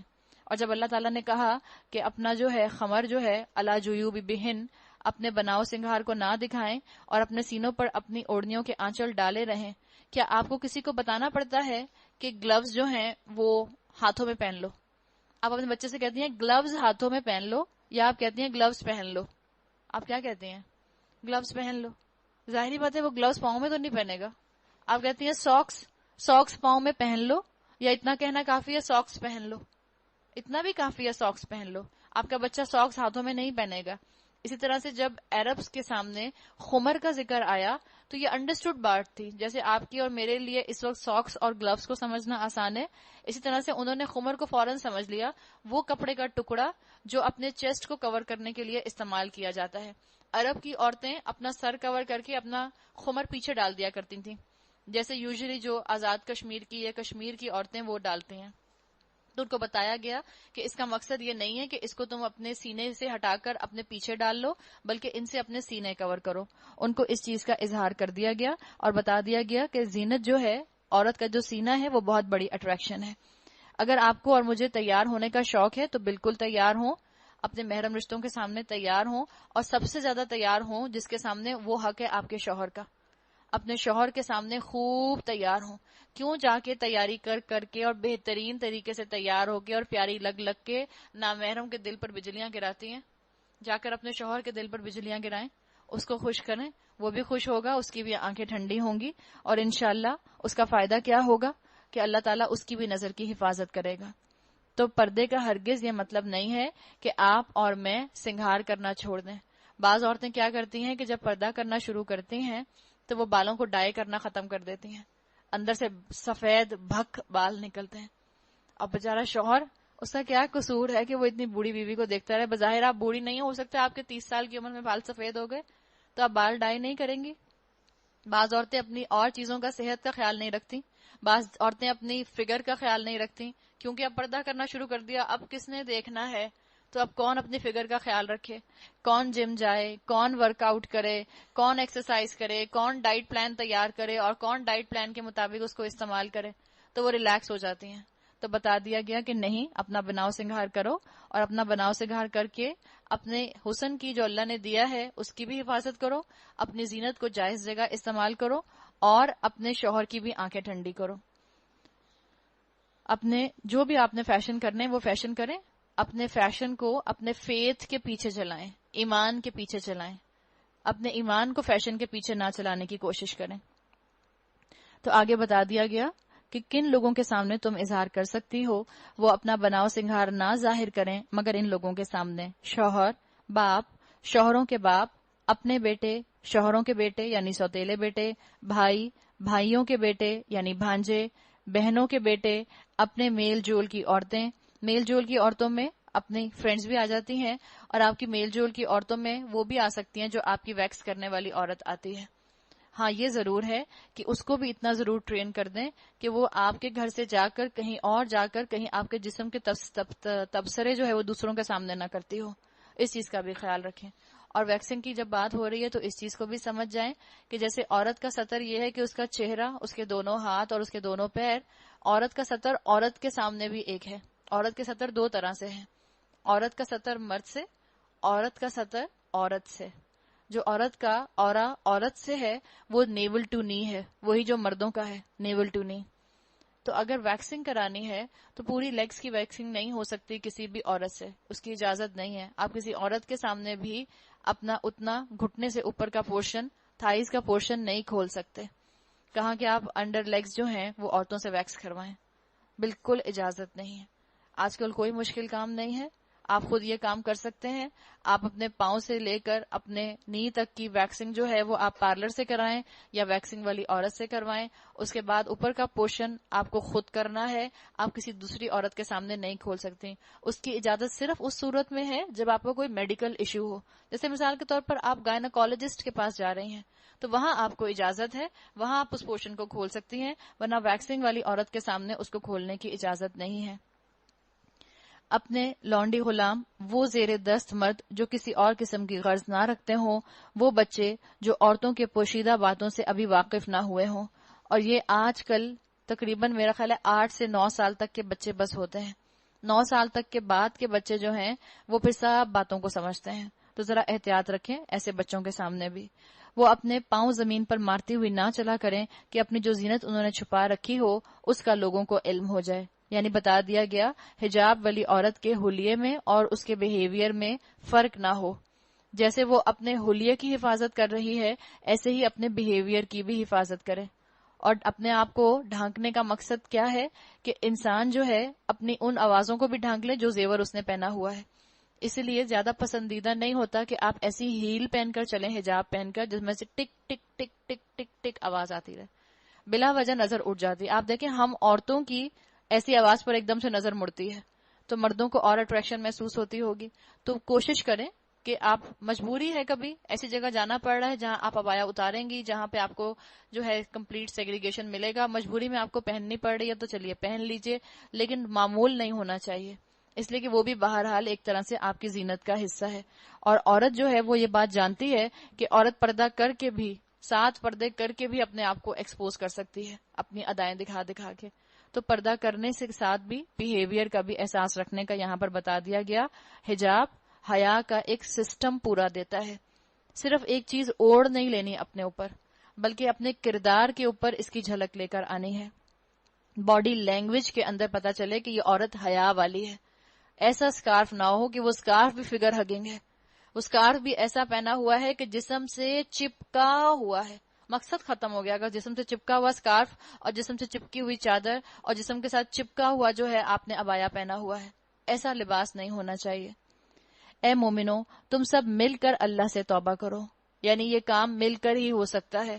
اب تک غلطی ہوئی تھی, سب توبہ کر لو, توقع ہے کہ فلاح پاؤ گے. تو مجھے اور آپ کو حیا کا نظام مل جل کر قائم کرنا ہے. عورتیں بھی آپس میں مل جل کر اس نظام کو قائم کریں گی, مرد بھی آپس میں گھر کی عورتوں سے مل جل کر اس نظام کو, اس سسٹم کو قائم کریں گے تاکہ فلاح آ جائے. تم میں سے جو لوگ غیر شادی شدہ ہوں اور تمہارے لونڈی یا غلاموں میں سے جو صالح ہوں ان کے نکاح کر دو. اگر وہ غریب ہوں تو اللہ اپنے فضل سے ان کو غنی کر دے گا. اللہ بڑی وسعت والا اور علیم ہے. بتا دیا گیا کہ بے نکاحوں کے نکاح کرا دو, یہ پسندیدہ ہے. اور جو نکاح کا موقع نہ پائیں انہیں چاہیے کہ عفت ماں بھی اختیار کریں یہاں تک کہ اللہ اپنے فضل سے ان کو غنی کر دے. یعنی یہاں یہ بات بتا دی گئی کہ اللہ کے رسول صلی اللہ علیہ وسلم کی حدیث کے مطابق آپ نے فرمایا, 2 محبت کرنے والوں کے لیے نکاح سے مؤثر چیز کوئی اور اللہ تعالیٰ نے نہیں رکھی.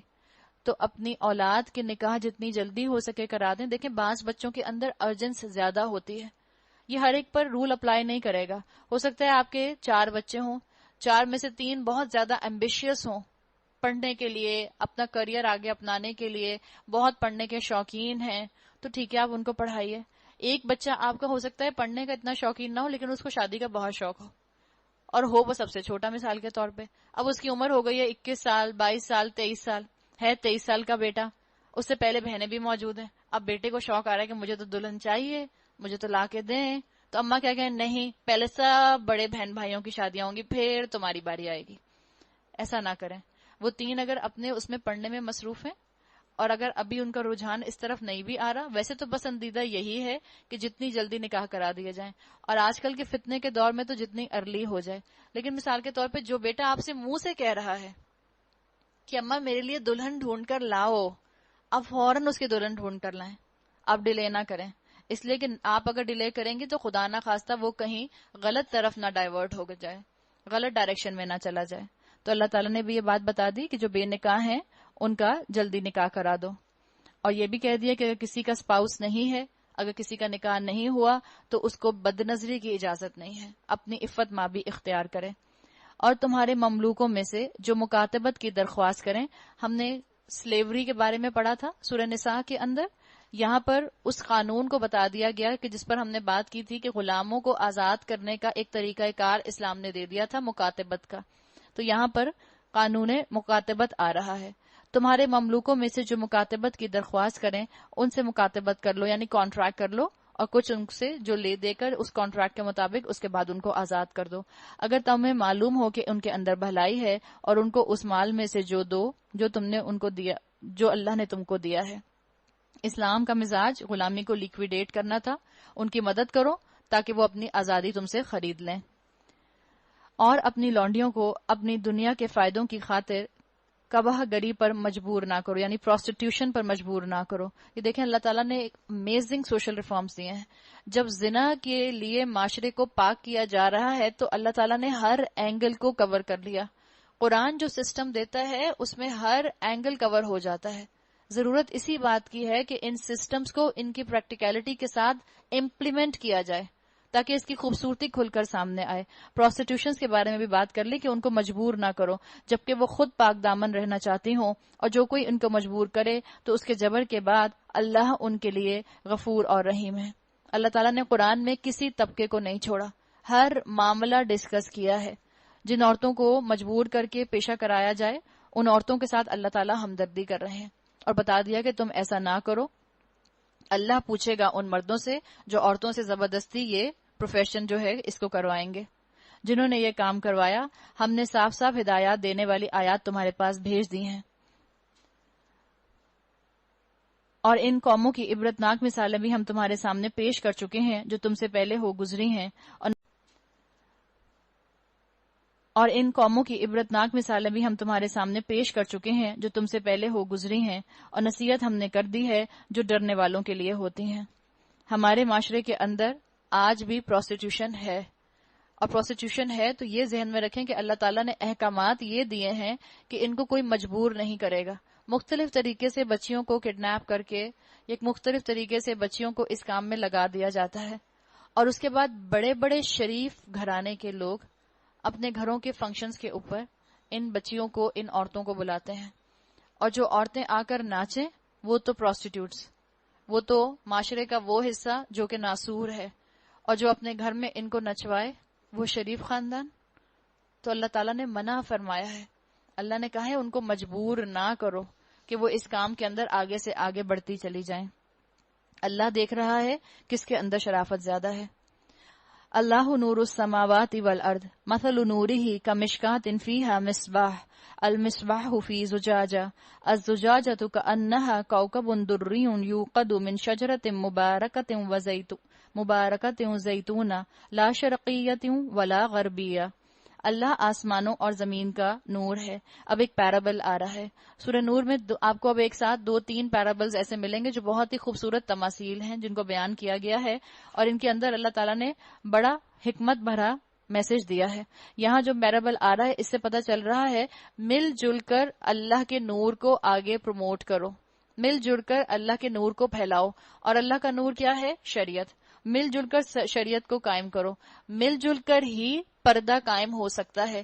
مرد اپنی نگاہوں کی حفاظت کریں، عورتیں اپنی نگاہوں کی حفاظت کریں، پلس اپنی زینت کا اظہار نہ کریں، اور پھر سیگریگیشن کو قائم کریں۔ مل جل کر یہ کام ہو سکتا ہے۔ اللہ آسمانوں اور زمین کا نور ہے۔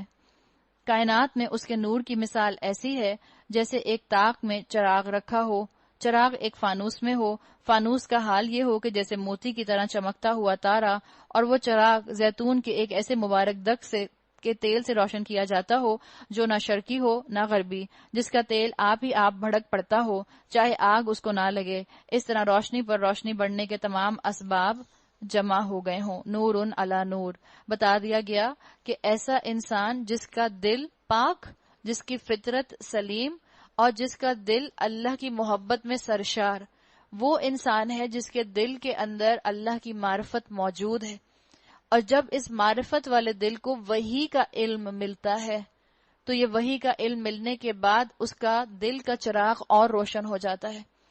اس کے اندر اور نور آ جاتا ہے، اور یہ نور اس کو پھر کیا کرتا ہے، نور علی نور. یہ جب اندر فطرت کا نور اور وحی کا نور مل جاتا ہے تو انسان عمل کی بہترین تصویر بن جاتا ہے.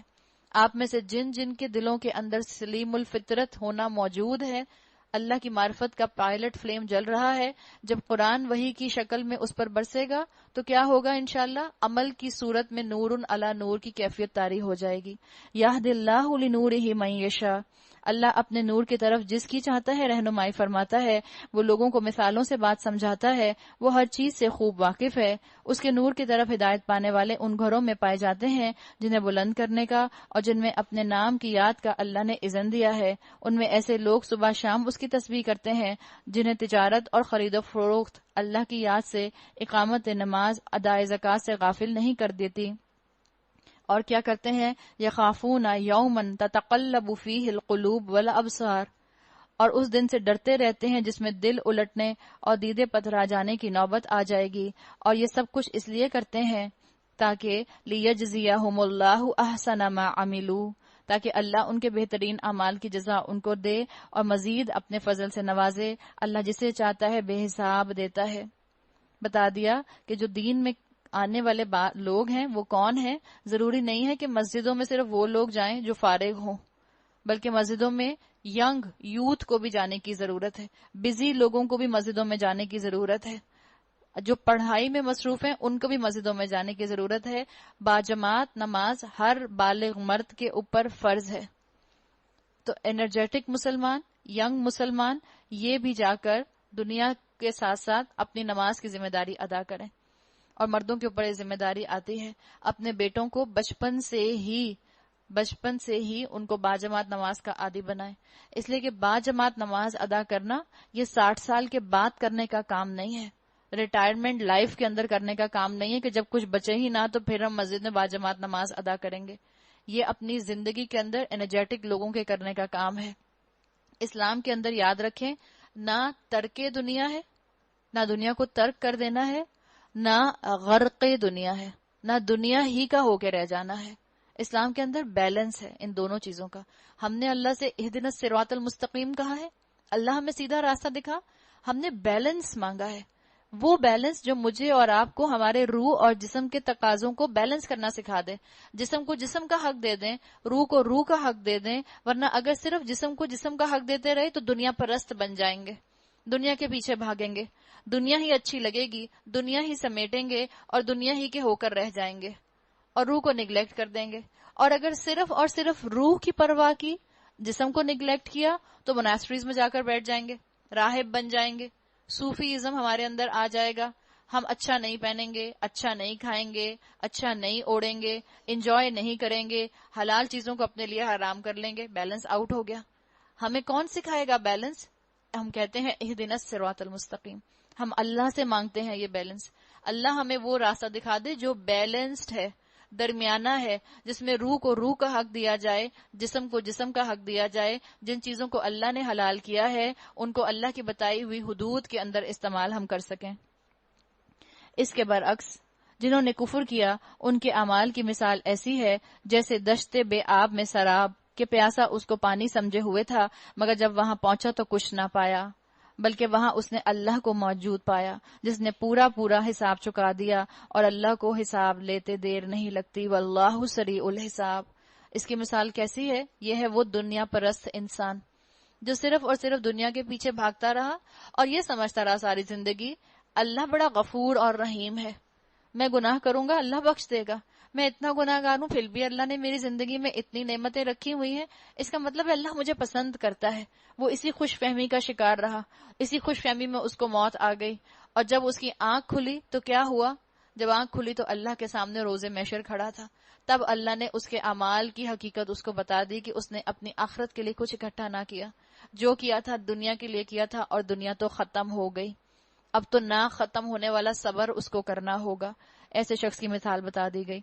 یہ جو یہاں پر بات آئی تھی پیچھے مومن کی مثال، فی بیوت اذن اللہ ان ترفع ویذکر فیہ اسمہ، کہ اللہ کے گھروں کے اندر نام بلند کرنے والے. آپ صلی اللہ علیہ وسلم کی حدیث کا مفہوم آتا ہے کہ فرشتے آسمان سے جب دنیا میں دیکھتے ہیں تو وہ لوگ، وہ گھر، وہ مسجدیں، وہ پورشنز یا وہ سمجھ لیں جگہیں جہاں پر لوگ بیٹھ کر اللہ کا ذکر کرتے ہیں، چاہے آپ اپنے گھر میں تہجد کی نماز پڑھ رہی ہیں، چاہے ہم یہاں اس وقت یہاں بیٹھے ہوئے ہیں، چاہے اللہ کے بندے راتوں میں مسجدوں میں اکٹھے ہوتے ہیں، یہ فرشتوں کو ایسے نظر آتی ہیں آسمان سے جیسے مجھے اور آپ کو چمکتے ہوئے ستارے نظر آتے ہیں. تو وہ بھی گواہی دیں گے قیامت کے دن انشاءاللہ کہ انہوں نے جن گھروں کو دیکھا تھا کہ جو اللہ کی عبادت سے منور تھے. تو اللہ تعالیٰ مجھے اور آپ کو بھی توفیق دے کہ ہم کفر سے اپنے آپ کو دور رکھ سکیں اور ایمان کی روشنی کو اپنے دل میں پیدا کر سکیں. یا پھر اس کی مثال ایسی ہے، ابھی تیسری مثال، جیسے ایک گہرے سمندر میں اندھیرا کے اوپر ایک موج چھائی ہوئی ہے، اس کے اوپر ایک اور موج، اس کے اوپر بادل، تاریکی پر تاریکی مسلط ہے. آدمی اپنا ہاتھ نکالے تو اسے بھی نہ دیکھنے پائے. جسے اللہ نور نہ بخشے اس کے لیے پھر کوئی نور نہیں. انتہائی بلیغ مثال اللہ تعالیٰ نے ایک اور دے دی. وہ انسان جو دنیا میں یہ سمجھتا رہا کہ میں تو صرف اور صرف اپنی مرضی کر سکتا ہوں، جیسے کہ کٹر دشمن اسلام نے کیا، ابو جہل نے جیسا کیا. ایک تاریکی، اس کے بعد ایک اور تاریکی، اس کے بعد عمل کی تاریکی، اس کے بعد عمل کی تاریکی، اور اس کو اللہ کا نور مل ہی نہ سکا. فما لہ من نور، تو اس کے لیے پھر کوئی نور نہیں ہے. پھر کیا تم دیکھتے نہیں ہو کہ اللہ کی تسبیح کر رہے ہیں وہ سب جو آسمانوں اور زمین میں ہیں، اور وہ پرندے جو پر پھیلائے اڑ رہے ہیں، ہر ایک اپنی نماز اور تسبیح کا طریقہ جانتا ہے. کل قد علم صلاتہ و تسبیحہ، ہم نہیں جانتے کہ کون سی مخلوق اللہ کی کیسے تسبیح کرتی ہے. اللہ نے بتا دیا اللہ کی ہر مخلوق اللہ کی تسبیح کرتی ہے، اور یہ سب کچھ جو کرتے ہیں اللہ اس سے باخبر رہتا ہے. آسمانوں اور زمین کی بادشاہی اللہ ہی کے لیے ہے، اسی کی طرف سب کو پلٹنا ہے. کیا تم دیکھتے نہیں ہو اللہ بادل کو آہستہ آہستہ چلاتا ہے، پھر اس کے ٹکڑوں کو باہم جوڑتا ہے. یعنی بتا دیا گیا مل جل کر اللہ تعالیٰ نے معاشرے کو، کائنات کو اکٹھا کیا ہے. کائنات مل جل کر ایک دوسرے کو سپورٹ کر رہی ہے. تو اگر معاشرے کی اصلاح کا کام آپ کو اور مجھے کرنا ہے تو بھی مجھے اور آپ کو مل جل کر اپ لفٹ کرنی ہوگی اس معاشرے کی. لائک مائنڈڈ لوگوں کو اکٹھا ہونا ہوگا. اور لائک مائنڈڈ لوگ کہاں اکٹھے ہوتے ہیں؟ قرآن کے شیڈ میں، قرآن کی امبریلا کے انڈر، قرآن کے کورسز میں، قرآن کی کلاسز میں لائک مائنڈڈ لوگ اکٹھے ہوتے ہیں. پھر اسے سمیٹ کر ایک کثیف ابر بنا دیتا ہے. پھر تم دیکھتے ہو کہ اس کے خول سے بارش کے قطرے ٹپکتے چلے آتے ہیں. وہ آسمان سے ان پہاڑوں کی بدولت جو اس میں بلند ہیں اولے برساتا ہے.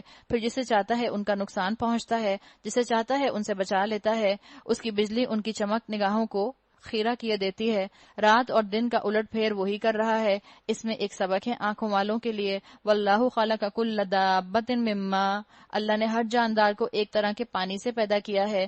فمنہم من یمشی علی بطنہ، کوئی پیٹ کے بل چل رہا ہے تو کوئی 2 ٹانگوں پر، کوئی 4 ٹانگوں پر. جو کچھ وہ چاہتا ہے پیدا کرتا ہے، وہ ہر چیز پر قادر ہے. ہم نے صاف صاف حقیقت بتانے والی آیات نازل کر دی ہیں. تو کیا ہم بھی اللہ کی آیات سن کر عمل نہیں کریں گے؟ اللہ تعالیٰ مجھے اور آپ کو با عمل بنائے. اللہ نے تو صاف صاف نشانیاں آپ کی اور میرے ارد گرد پھیلا دی ہیں. آگے صراط مستقیم کی طرف ہدایت اللہ ہی جسے چاہتا ہے دیتا ہے. یہ لوگ کہتے ہیں کہ ہم ایمان لائے اللہ اور رسول پر. اب رسول کی اطاعت کا ذکر آ رہا ہے. ہم بھی تو کہتے ہیں، غور سے سنیے گا، ہم بھی کہتے ہیں کہ ہم رسول کی بات پر ایمان لائے اور ہم نے اطاعت قبول کی، مگر اس کے بعد ان میں سے ایک گروہ اطاعت سے منہ موڑ جاتا ہے. ایسے لوگ ہرگز مومن نہیں ہیں. ہم بھی سوچ لیں کہ ہم عبادت کرتے ہیں اللہ کی، تو کیا ایسا تو نہیں کہ عبادت کے ساتھ نافرمانی بھی کرتے ہیں؟ کہیں ایسا تو نہیں ہوتا کہ جائے نماز کے ساتھ ہی ہمارا دوپٹہ بھی لپٹ جاتا ہے؟ کہیں ایسا تو نہیں ہوتا کہ جائے نماز پر ہمارا رخ کچھ اور ہوتا ہے، درس میں ہم کسی اور شکل و صورت کے ہوتے ہیں، اور پارٹی میں ہم کسی اور شکل و صورت کے ہوتے ہیں؟ مومن ہر جگہ پر ایک ہی جیسا رہتا ہے. آپ کو اور مجھے یہ کیوں کہا گیا کہ لائک مائنڈڈ لوگوں میں اکٹھے رہو؟ اپنی جیسی خواتین جب ملیں گی تو ہم یقیناً اپنی گیدرنگز کے اندر پھر اپنا بناؤ سنگار ایک دوسرے کو بھی دکھا سکتے ہیں. جب اپنی جیسی خواتین ہمیں ملیں گی لائک مائنڈڈ، تو پتہ چلے گا کہ جیسی سٹرگل اپنی فیملی میں کر رہی ہوں، ایسی ہی سٹرگل اور بھی لڑکیاں اور بھی خواتین اپنے معاشرے میں، اپنے خاندان میں کر رہی ہیں. تو ہمیں صرف اور صرف اپنے اوپر سمپتیز نہیں ہوں گی، بلکہ پھر ہمارے اندر اسٹرینتھ آئے گی، انرجی آئے گی. اسی لیے اللہ نے کہا مل جل کر معاشرہ بنتا ہے، مل جل کر لائک مائنڈڈ لوگ اکٹھے ہوتے ہیں. آپ کو اور مجھے ایک دوسرے کو سپورٹ کرنا ہے کہ ہم عمل میں ایک دوسرے کے ساتھ ساتھ اور ایک دوسرے سے آگے نکلیں. آگے سے آگے بڑھتے جانا ہے. آپ کو یاد ہوگی سورہ نحل کی آیت ہم نے پڑھی تھی، ادعو الی سبیل ربک بالحکمہ والموعظۃ الحسنہ.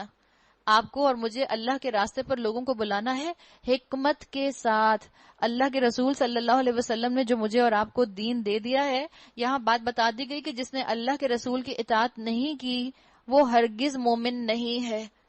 آپ اور میں ایک دوسرے کو اس راہ پر بلائیں، انوائٹ کریں، ایک دوسرے کو دعوت دیں اور ہمت بندھائیں. آہستہ آہستہ سب آگے بڑھیں گے. کوئی اپنے آپ سے یہ ازیوم نہ کرے کہ میں یہ عمل نہیں کر سکتی. کوئی اپنے آپ کو یہ مت سمجھائے میرے خاندان میں یہ پاسبل نہیں ہے. کوئی اپنے آپ کو یہ نہ سمجھائے کہ میرے شوہر اس کی اجازت نہیں دیں گے. قیامت کے دن یہی شوہر جو ہیں یہ آپ سے اور مجھ سے لا تعلقی کا اظہار کر دیں گے، جن کی محبتوں کے اندر عورتیں اور بیویاں دنیا کے اندر اللہ کی نافرمان بن جاتی ہیں اور کہتی ہیں میرے شوہر کو پردہ پسند نہیں ہے، میرے شوہر کو حجاب پسند نہیں ہے، میرے شوہر کو چادر اور عبایا پسند نہیں ہے. قیامت کے دن کیا ہوگا جب آپ اور میں اللہ اور اللہ کے رسول کی اطاعت نہ کرنے والوں کے درمیان میں کھڑے ہوں گے. اس وقت کیا آپ کے شوہر آ کر اللہ کے سامنے کہیں گے اے میرے اللہ اس نے میری خاطر یہ کیا تھا، اس کی جگہ مجھے جہنم میں ڈال دے؟ کسی کے شوہر یہ نہیں کہیں گے. شوہر تو دور کی بات، ماں تک یہ بات نہیں کرے گی. وہ ماں جو دنیا میں اپنی جان دے سکتی ہے اپنی اولاد کے لیے، قیامت کے دن وہ کہے گی اللہ یہ میری اولاد ہے، میں نے اس کو سمجھایا، اس نے نہیں مانا، اس کی جگہ میری جگہ تو اس کو ڈال دے جہنم میں. ماں کہے گی تو شوہر تو پھر بڑی دور کی بات ہے. ماں جیسی ہستی کہے گی. وہ جو ایکسپیریمنٹ کیا ایک مرتبہ کچھ سائنٹسٹ نے، اور انہوں نے ایکسپیریمنٹ میں کیا کیا کہ انہوں نے ایک بندریا کو ایک کیج میں بند کر دیا اور اس کو اس کے بچے کے ساتھ بند کیا. انہوں نے دیکھا کہ بندریا اپنے بچے کو گود میں اٹھاتی ہے، سلاتی ہے، دودھ پلاتی ہے، اس کا خیال رکھتی ہے، ہر طرح سے اس کے لیے کیئرنگ ہے. پھر انہوں نے کیا کیا کہ انہوں نے اس کیج کو ہیٹ دینا شروع کی.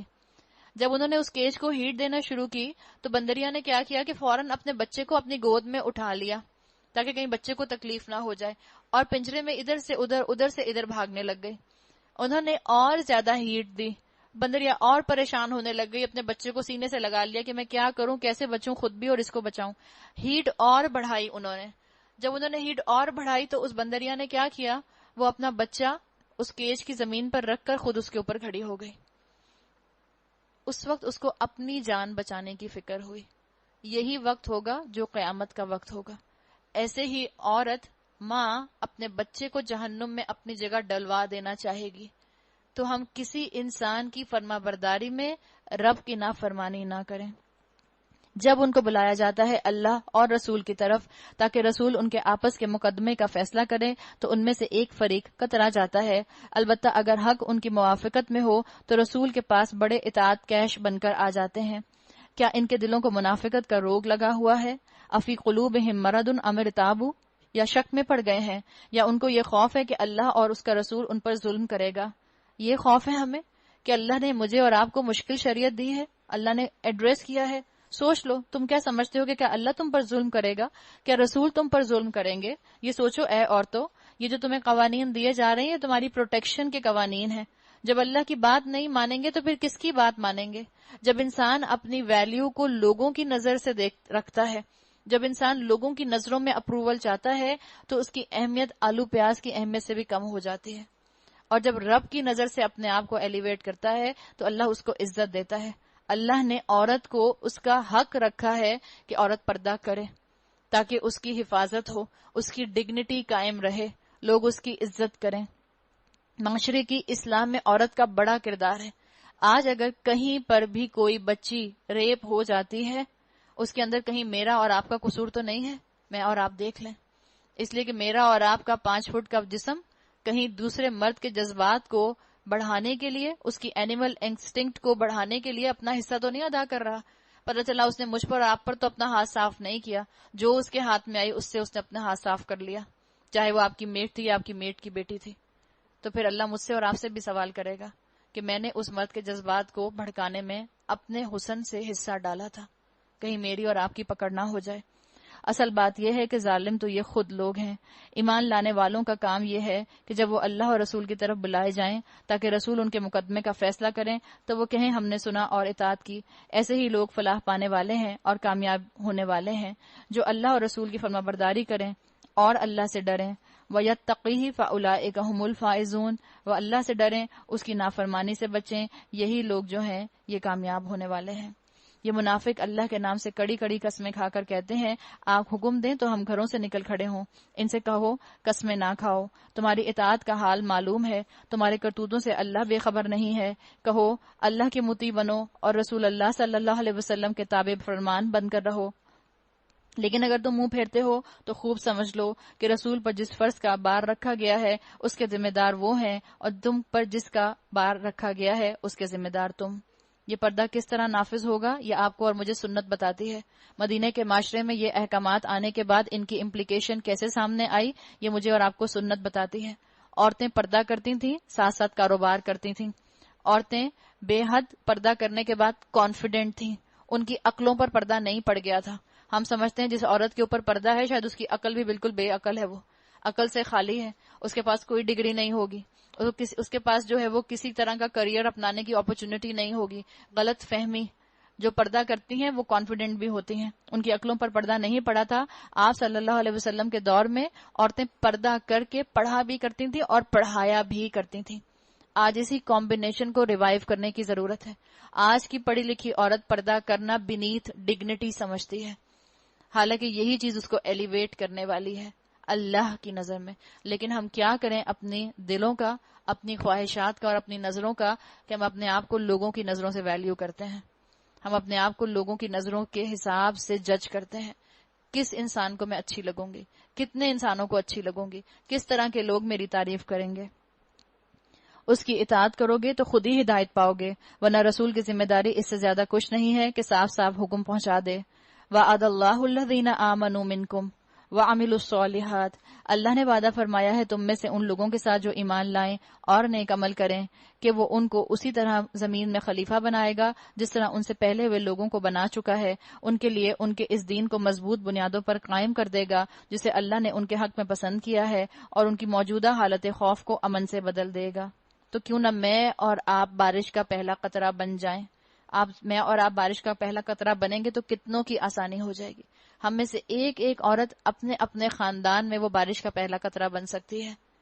آپ اور میں اپنی بچیوں کو کیوں نہ وہ سسٹم دے کے جائیں؟ کیا پتہ میں اپنے خاندان میں سیگریگیشن کا وہ نظام نہ دیکھ سکوں، لیکن میری اگلی نسل انشاءاللہ میری بچیوں کو وہ موقع مل جائے کہ اس سیگریگیشن کی وجہ سے وہ کھل کر اپنی زینت بھی کر سکیں، لڑکیوں میں انجوائے بھی کر سکیں، اور اپنی حفاظت عزت کی بھی کر سکیں، اور اپنی نظر کی بھی حفاظت کر سکیں۔ تو کس کا خوف رکھیں؟ اللہ کا خوف رکھیں۔ اللہ آپ کے خوف کی حالت کو بدل دے گا۔ لوگوں کا خوف مت رکھیں۔ لوگوں کے خوف کی وجہ سے تو ہی آج عورت پردہ نہیں کرتی، لوگوں کے خوف کی وجہ سے ہی تو آج ہم سیگریگیشن نہیں کرتے گھروں کے اندر۔ کہہ دیا گیا اللہ کے ہاتھ میں ہے کہ اللہ تمہاری حالت خوف کو امن میں بدل دے، بس وہ میری بندگی کریں اور میرے ساتھ کسی کو شریک نہ کریں، اور جو اس کے بعد کفر کرے تو ایسے ہی لوگ فاسق ہیں۔ تو اللہ تعالیٰ نے بتا دیا کہ تمہیں اسٹرینتھ چاہیے کام کرنے کے لیے، آگے بڑھنے کے لیے، عمل کرنے کے لیے ہمت چاہیے، تو کیا کرو، کیسے تمہیں ہمت ملے گی؟ نماز قائم کرو، زکوٰۃ دو، رسول اللہ صلی اللہ علیہ وسلم کی اطاعت کرو۔ جس نے رسول کی اطاعت کی اس نے اللہ کی اطاعت کی۔ اتنی کھلی آیات ہیں، آپ بتائیں کیسے کوئی کہہ سکتا ہے کہ حدیث کو نہ مانو؟ بار بار رسول کی اطاعت کا ذکر آ رہا ہے، اور آپ دیکھ لیں جب پردے کے احکامات ہیں انہی آیات کے آگے پیچھے رسول کی اطاعت کا ذکر ہے۔ دیکھو رسول اللہ نے اس کو اپنے گھر میں، اپنے خاندان میں، اپنے معاشرے میں کیسے امپلیمنٹ کرایا۔ امید ہے تم پر رحم کیا جائے گا۔ جو لوگ کفر کر رہے ہیں ان کے متعلق اس غلط فہمی میں نہ رہو کہ وہ زمین میں اللہ کو عاجز کر دیں گے، ان کا ٹھکانہ دوزخ ہے اور بڑا ہی برا ٹھکانہ ہے۔ اے لوگو جو ایمان لائے ہو، لازم ہے کہ تمہارے لونڈی غلام، تمہارے وہ بچے جو ابھی عقل کی حد کو نہیں پہنچے ہیں، 3 اوقات میں اجازت لے کر تمہارے پاس آیا کریں۔ اللہ تعالیٰ نے پرائیویسی کے 3 اوقات یہاں بتا دیے کہ ایک دوسرے کے کمرے میں جانے کا وقت جو ہے وہ 3 اوقات کے اندر اجازت لے کر جانے کا ہے۔ شوہر بیوی کے کمروں میں ان کے اپنے بچے بھی اجازت کے بغیر نہ جائیں۔ یہ کہیں سے محبت کا اور اٹیچمنٹ کا لیول نہیں ہے۔ دین کے جو اصول ہیں، دین کے جو قوانین ہیں وہ اپنے بچوں کو سکھا دو۔ اور وہ 3 اوقات کون سے ہیں؟ صبح کی نماز سے پہلے، اور دوپہر کو جبکہ تم کپڑے اتار کر رکھ دیتے ہو، اور عشاء کی نماز کے بعد۔ یہ تینوں وقت تمہارے لیے پردے کے وقت ہیں۔ ان کے بعد وہ بلا اجازت آئیں تو نہ تم پر کوئی گناہ ہے نہ ان پر تمہیں ایک دوسرے کے پاس بار بار آنا ہی ہوتا ہے. اس طرح اللہ تمہارے لیے اپنے ارشادات کی توضیح کرتا ہے اور وہ علیم اور حکیم ہے. یہ جو اجازت کا قانون ہم نے ابھی پیچھے پڑھا تھا، قانون استئذان، اسی کا ایکسٹینشن ہے اسکالرز کے مطابق کہ گھر کے اندر کی بات کی جا رہی ہے. پہلے بتایا گیا تھا معاشرتی لیول پر، معاشرے کے لیول پر کسی کے گھر جاؤ تو اجازت لے کر جاؤ، دندناتے ہوئے دروازہ کھول کے اندر داخل نہ ہو جاؤ. ایسے مت کہو دروازہ کھول کے سیدھے اندر مین ڈور سے ہیلو ہیئر آئی ایم، ایسا نہ کرو، بلکہ دروازہ ناک کرو، اجازت لو، پھر جاؤ. اسی قانون کی یہاں ایکسٹینشن دی گئی ہے. گھر کے اندر بھی گھر کے لوگوں کو بھی ڈسپلن کیا جا رہا ہے. میاں بیوی ہیں، بچے ہیں، تو بتا دیا گیا کہ جس وقت میاں بیوی جو ہیں ان 3 اوقات میں ہوں اکیلے، تو بچے جو ہیں وہ ناک کیے بغیر اندر نہ آئیں. یہ کہیں سے بھی محبت کی علامت نہیں ہے. انسان دوپہر میں اکثر آپ دیکھیں مرد جو ہیں وہ اپنا کرتا اتار دیتے ہیں. ایسے اوقات جس میں عورتیں اپنا دوپٹہ اتار کر ایک طرف رکھ دیتی ہیں تو بچے ناک کریں اور پھر آئیں تاکہ دونوں میں سے کسی کو بھی امبیرسمنٹ نہ ہو. ماں باپ کے کمرے میں جانے کے آداب قرآن نے سکھا دیے ہیں. اور جب تمہارے بچے عقل کی حد کو پہنچ جائیں تو چاہیے کہ اسی طرح اجازت لے کر آیا کریں جس طرح ان کے بڑے اجازت لیتے رہے ہیں. اس طرح اللہ اپنی آیات تمہارے سامنے کھولتا ہے اور وہ علیم اور حکیم ہے. اور جو عورتیں جوانی سے گزری بیٹھی ہوں، نکاح کی امیدوار نہ ہوں، وہ اگر اپنی چادریں اتار کر رکھ دیں تو ان پر کوئی گناہ نہیں، بشرطے کہ زینت کی نمائش کرنے والی نہ ہوں. تو بتا دیا گیا یہاں پر پردے کے احکامات کے اندر ہی ایک اور حکم دے دیا گیا. اور وہ حکم کیا ہے؟ وہ حکم یہ بتایا گیا کہ اے عورتوں، اگر تم میں سے کوئی اس عمر کے حصے میں پہنچ جائے کہ جس کو لگتا ہے کہ نہ اس کو زینت کا شوق ہے، نہ اس کو یہ شوق ہے کہ میں کیسی لگ رہی ہوں، نہ وہ ہر تھوڑی دیر کے بعد ہر دیوار پر لگے ہوئے آئینے کے اندر جا کر اپنا چہرہ دیکھتی ہے، نہ وہ ہر تھوڑی دیر کے بعد جو ہے وہ اپنا نوک پلک درست کرتی ہے، تو وہ اپنی چادر اتار کر رکھ سکتی ہے. یوں سمجھ لیں کہ پردے کے ٹاپک کو مکمل کیا جا رہا ہے کہ اگر عورت کی عمر زیادہ ہو گئی ہے، وہ لک کانشیس نہیں ہے اور دیکھنے میں بھی اس میں کوئی اٹریکشن محسوس نہیں ہوتی، تو اس کے لیے اللہ نے احکامات کو ہلکا کیا ہے. ہم ان آیات کو اتنا پسند کرتے ہیں، اور جو عورتیں روٹین میں اپنے آپ کو بس 30 کا کہنا پسند کرتی ہیں، ایسے میں فوراً کہتی ہیں میں اسی عمر میں آ گئی ہوں، بس اب ہوتی شاید 50 سال کی ہیں، دل ہوتا ہے جوان 20 سال والا. تو اسکالرز کہتے ہیں کہ اگر آپ کے دل میں وہی امنگیں، وہی جذبات ہیں جو ایک 20 سال کی 30 سال کی جوان عورت کے اندر ہوتے ہیں، تو آپ پر یہ حکم لاگو نہیں آتا. اور آپ صلی اللہ علیہ وسلم کی حدیث کے مفہوم کے مطابق یہ ایسی عورت پر حکم لاگو آتا ہے جس کے چہرے پر جھریاں آ گئی ہوں، جس کو دیکھ کر کرائیت آتی ہو، جتنی بوڑھی، اس کے لیے یہ حکم ہے کہ وہ چاہے تو وہ اپنی بڑی چادروں کا استعمال کر لیں یا اس کو اتار کر رکھ دیں، لیکن شرط یہی ہے کہ جسم بہت بوڑھا ہو چکا ہو، دل جوان نہ ہو، حال حلیہ بھی اس کا جو ہے وہ بوڑھوں والا ہی ہو. تاہم وہ بھی حیاداری ہی برتیں تو ان کے حق میں اچھا ہے. اللہ نے کہہ دیا کہ اگر آپ کو لگ رہا ہے کہ نہیں، پھر بھی بہتر یہی ہے جب ساری زندگی چادر اوڑھی تو عمر کے اس حصے میں بھی چادر اوڑھی رہیں، تو ان کے لیے بھی بہتر ہے. اور آپ دیکھیں جب خاندان کی بڑی عورتیں چادریں اوڑھتی ہیں تو ینگ بچیوں کو بھی موقع مل جاتا ہے. جب مائیں چادریں اوڑھتی ہیں تو بیٹیوں کو بھی موقع مل جاتا ہے. یہ نہ ہو کہ ماں جو ہے 50-60 سال کی اور وہ کہہ دے کہ میں تو اس کیٹیگری میں آگے چادر نہیں پہنتی، اور بیٹی سے توقع رکھے کہ بیٹی پہنے گی. اللہ نہ کرے ہم ان ماؤں میں شامل ہوں جو مائیں اپنی بیٹیوں کے سروں سے خود دوپٹے اور سکارف اور چادریں کھینچتی ہیں کہ ابھی تو تمہارے رشتے بھی نہیں آئے، ابھی تم ان چیزوں میں کہاں پڑ گئی. ایک سے ایک بات ہے نا ڈسکس کرنے کے لیے تو، لیکن وقت اور موقع نہیں ہے. تو اللہ تعالیٰ نے یہاں بتا دیا کہ زیادہ عمر میں بھی اگر وہ چادر پہنی رہیں تو ان کی حیاداری کی علامت ہے. اگلی نسل کو ہمت ہوگی، بہتری ہوگی، خاندان کی بڑی عورتیں عمل کریں گی تو چھوٹوں کو ہمت آ جائے گی. اللہ سب کچھ سنتا ہے اور جانتا ہے. اب کچھ ہینڈی کیپ لوگوں کا ذکر ہے. کوئی حرج نہیں اگر کوئی اندھا یا لنگڑا یا مریض کسی کے گھر سے کھا لے، اور نہ تمہارے اوپر اس میں کوئی مذائقہ ہے کہ اپنے گھروں سے کھاؤ، یا اپنے باپ دادا کے گھروں سے، یا اپنی نانی کے گھروں سے، یا اپنے بھائیوں کے گھروں سے، یا اپنی بہنوں کے گھروں سے، یا اپنے چچاؤں کے گھروں سے، یا اپنی پھپھیوں کے گھروں سے، یا اپنے ماموں کے گھروں سے، یا اپنی خالاؤں کے گھروں سے، یا ان گھروں سے جن کی کنجیاں تمہاری سپردگی میں ہوں، یا اپنے دوستوں کے گھروں سے. اس میں بھی کوئی حرج نہیں کہ تم لوگ مل جل کر کھاؤ یا الگ الگ. آج کی دنیا بہت تیز ہے. کسی نے اس سے مطلب کیا لیا؟ لیس علیکم جناح ان تأکلوا جمیعا او اشتاتا. انہوں نے کہا اللہ نے تو قرآن میں لکھا ہے اس میں کوئی حرج نہیں، مل جل کر کھاؤ یا الگ الگ، تو آپ سیگریگیشن کی باتیں کیوں کر رہی ہیں؟ یہاں پر اللہ تعالیٰ نے یہ نہیں کہا کہ تم چاہو تو مکس گیدرنگ کر لو، چاہو تو جو ہو سیگریگیشن کے ساتھ بیٹھ جاؤ. یہاں مراد کیا ہے کہ کیونکہ آج کل کی دنیا جیسے آپ دیکھیں بڑی تیز ہو گئی ہے، ہسل اینڈ بسل ہے، فاسٹ سپیڈ ہے، بچوں کو اسکول جانا ہے، بچوں کو ٹیوشن جانا ہے، ہسبینڈ کو آفس جانا ہے، ہسبینڈ کو کاروبار سنبھالنا ہے، سب اپنے اپنے ٹائم پر کھا پی سکتے ہیں. اسلام نے ریلیکس رکھا ہے اس سچویشن کو. مل جل کر کھانے سے مراد یہ نہیں ہے کہ نامحرم مرد اور عورتیں جو ہیں وہ سب مل جل کر کھائیں، بلکہ یہ غلط انٹرپریٹیشن ہوگی. مقصد یہ ہے کہ اپنے اپنے اوقات میں کھایا جا سکتا ہے.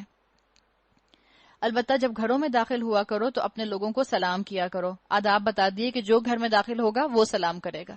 آپ باہر سے آ رہی ہیں، آپ سلام کریں گی. دعائے خیر اللہ کی طرف سے مقرر فرمائی ہوئی بڑی بابرکت اور پاکیزہ. اس طرح اللہ تعالیٰ تمہارے سامنے آیات بیان کرتا ہے. توقع ہے کہ تم سمجھ بوجھ سے کام لوگے. آپ باہر سے آئیں، چاہے سامنے نوکر ہو چاہے سامنے بچے ہوں، آپ سلام میں پہل کریں.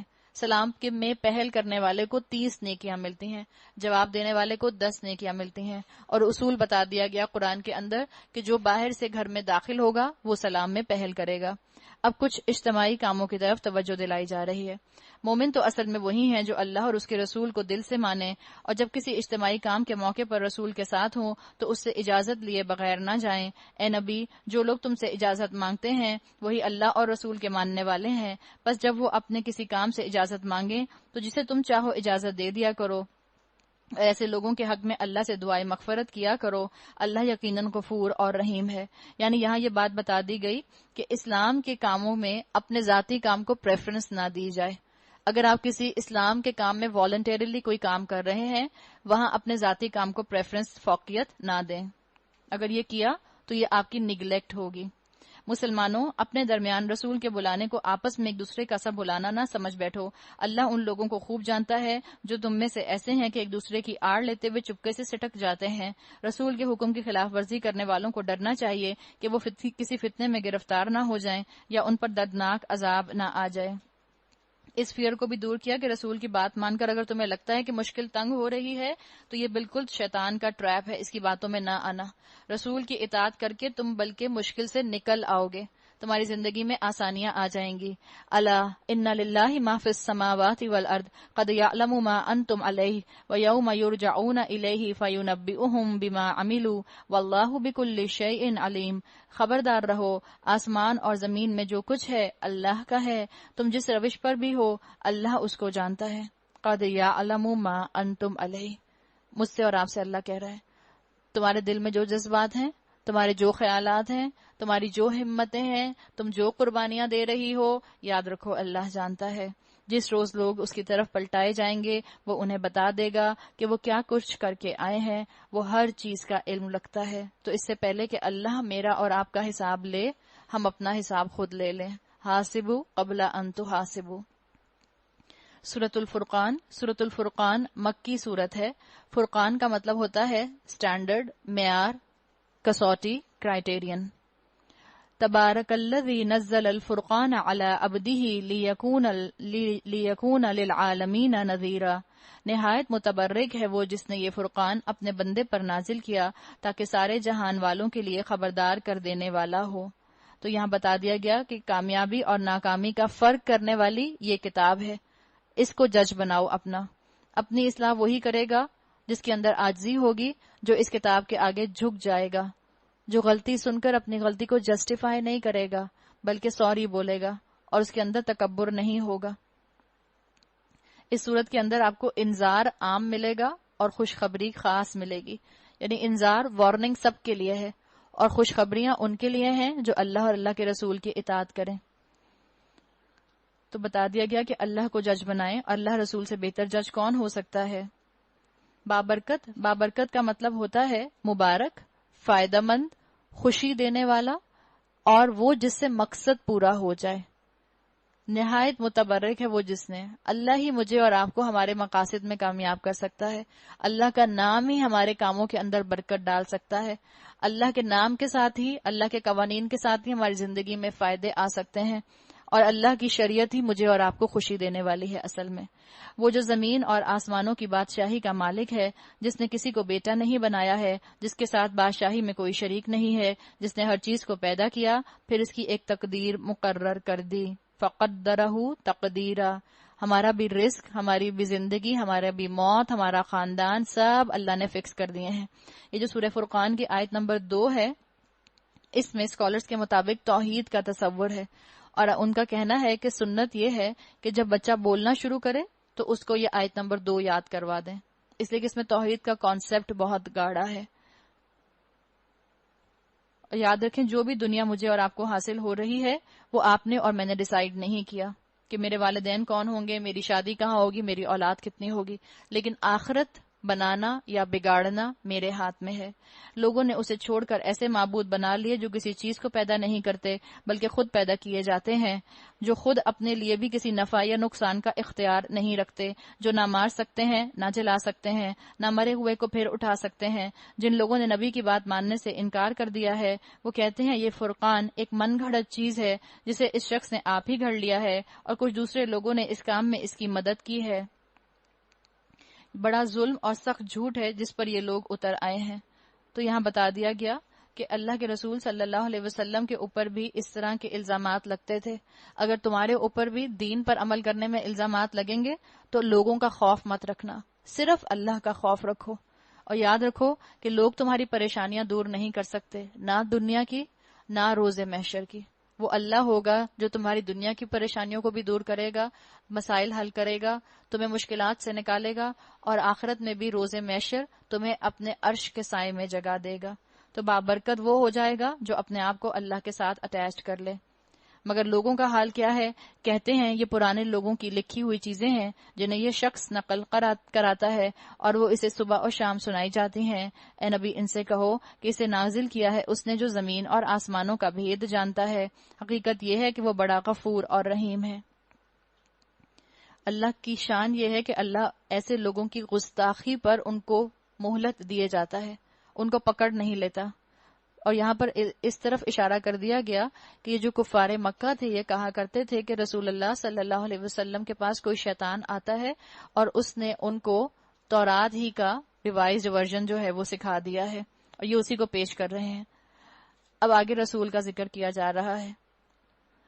کہتے ہیں یہ کیسا رسول ہے، مالی حاضر رسول، یہ کیسا رسول ہے، یاکل الطعام، یہ تو کھانا کھاتا ہے، ویمشی فی الاسواق، اور یہ بازاروں میں چلتا پھرتا ہے.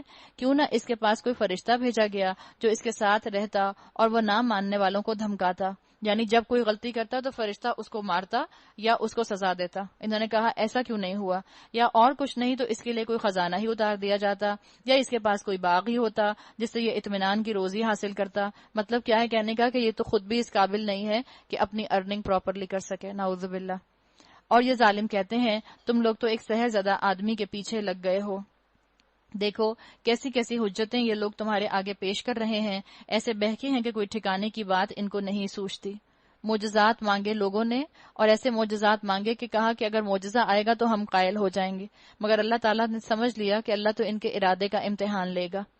بڑا بابرکت ہے جو اگر چاہے تو ان کی تجویز کردہ چیزوں سے بھی زیادہ بڑھ چڑھ کر تم کو دے سکتا ہے.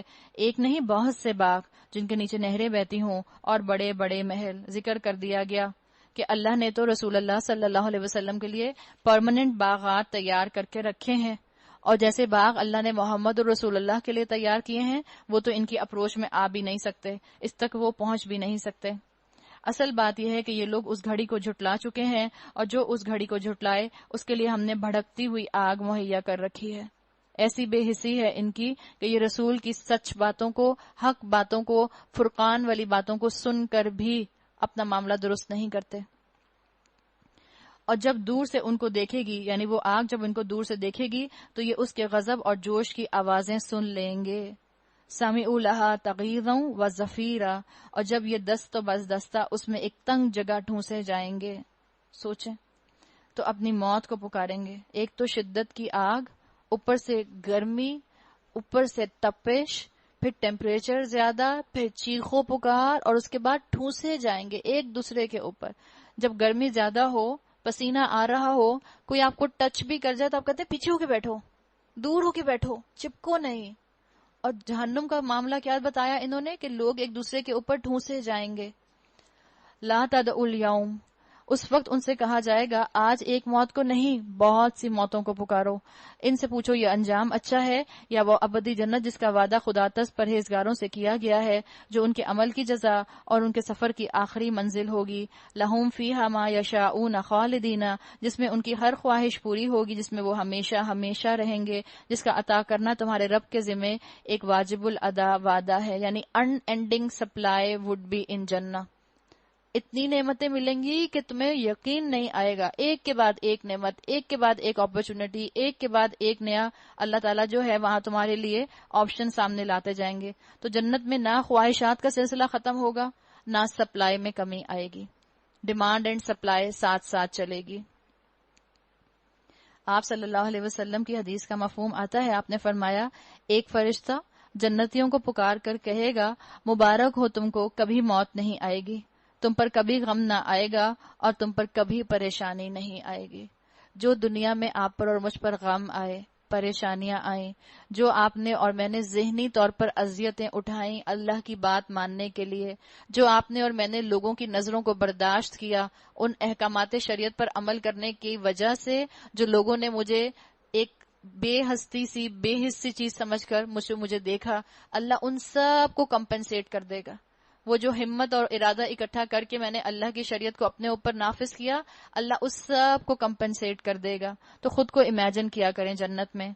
وہی دن ہوگا جبکہ تمہارا رب ان لوگوں کو بھی گھیر لائے گا اور ان کے ان معبودوں کو بھی بلائے گا جنہیں آج یہ اللہ کو چھوڑ کر پوچھ رہے ہیں.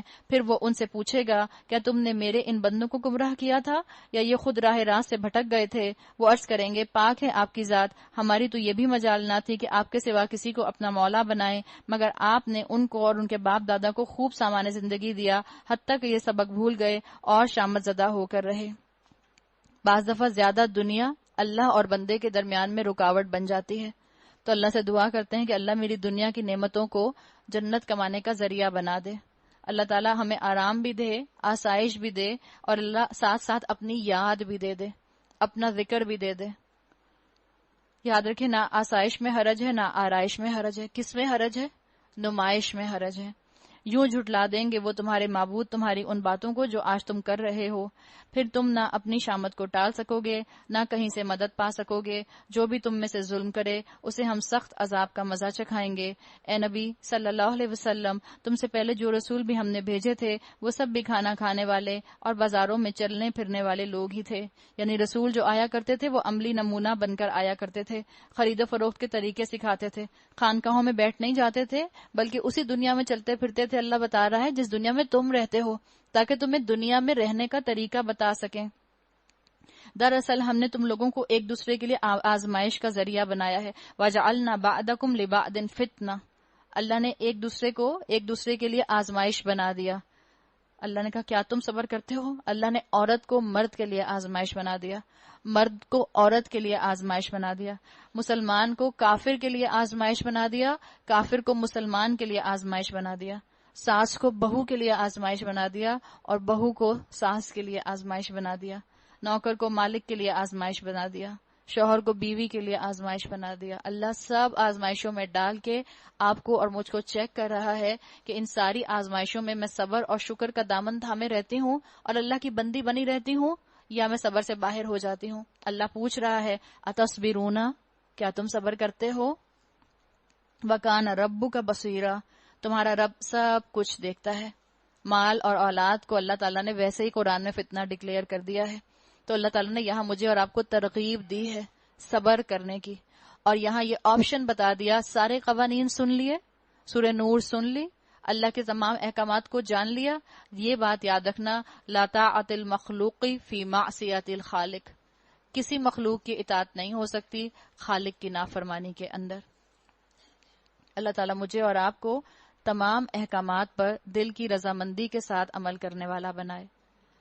پارہ نمبر 19. وقال الذين لا يرجون لقاءنا لولا انزل علينا الملائكة او نرى ربنا لقد استكبروا في انفسهم واتوا عتوا كبيرا.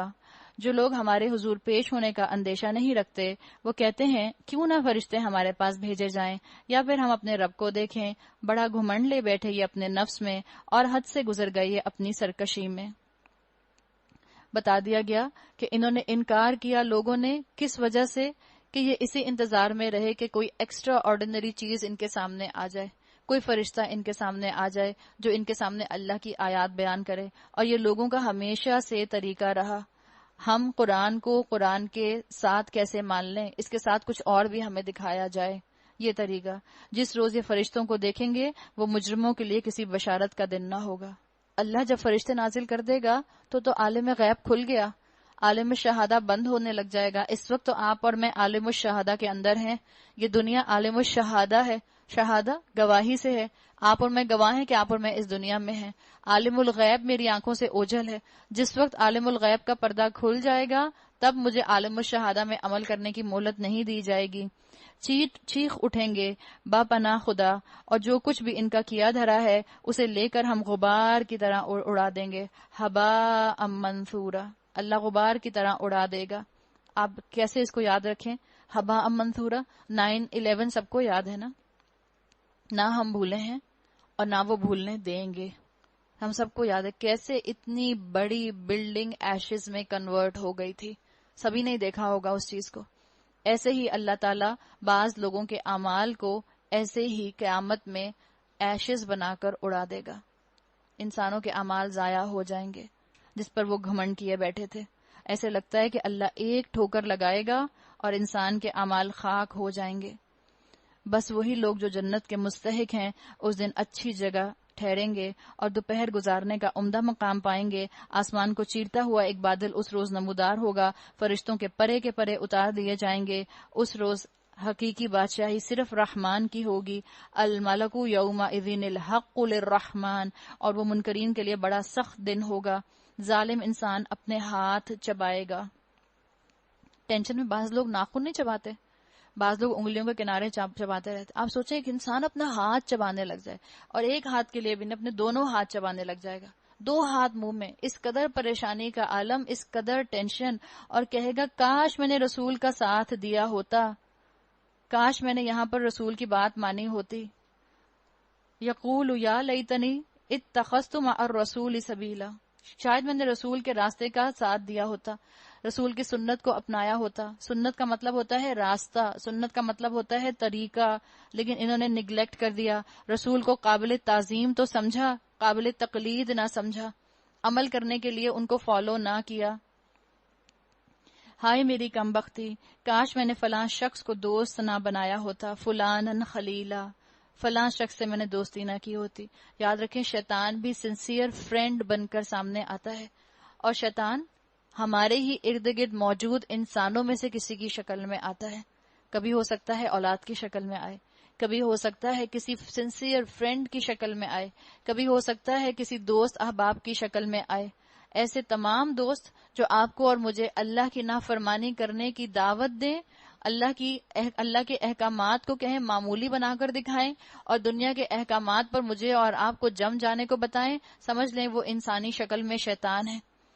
تو اللہ تعالیٰ نے بتا دیا کہ تمہارا کتنا ہی کرزمیٹک دوست کیوں نہ ہو، کتنی ہی اچھی پرسنالٹی رکھنے والا دوست کیوں نہ ہو، کتنے ہی اچھے ایکسنٹ سے کیوں نہ بولتا ہو، اگر وہ تمہیں اللہ کی نافرمانی کا کہہ رہا ہے تو تم اس کی باتوں میں نہ آنا، ورنہ قیامت کے دن تم پچھتاؤ گے.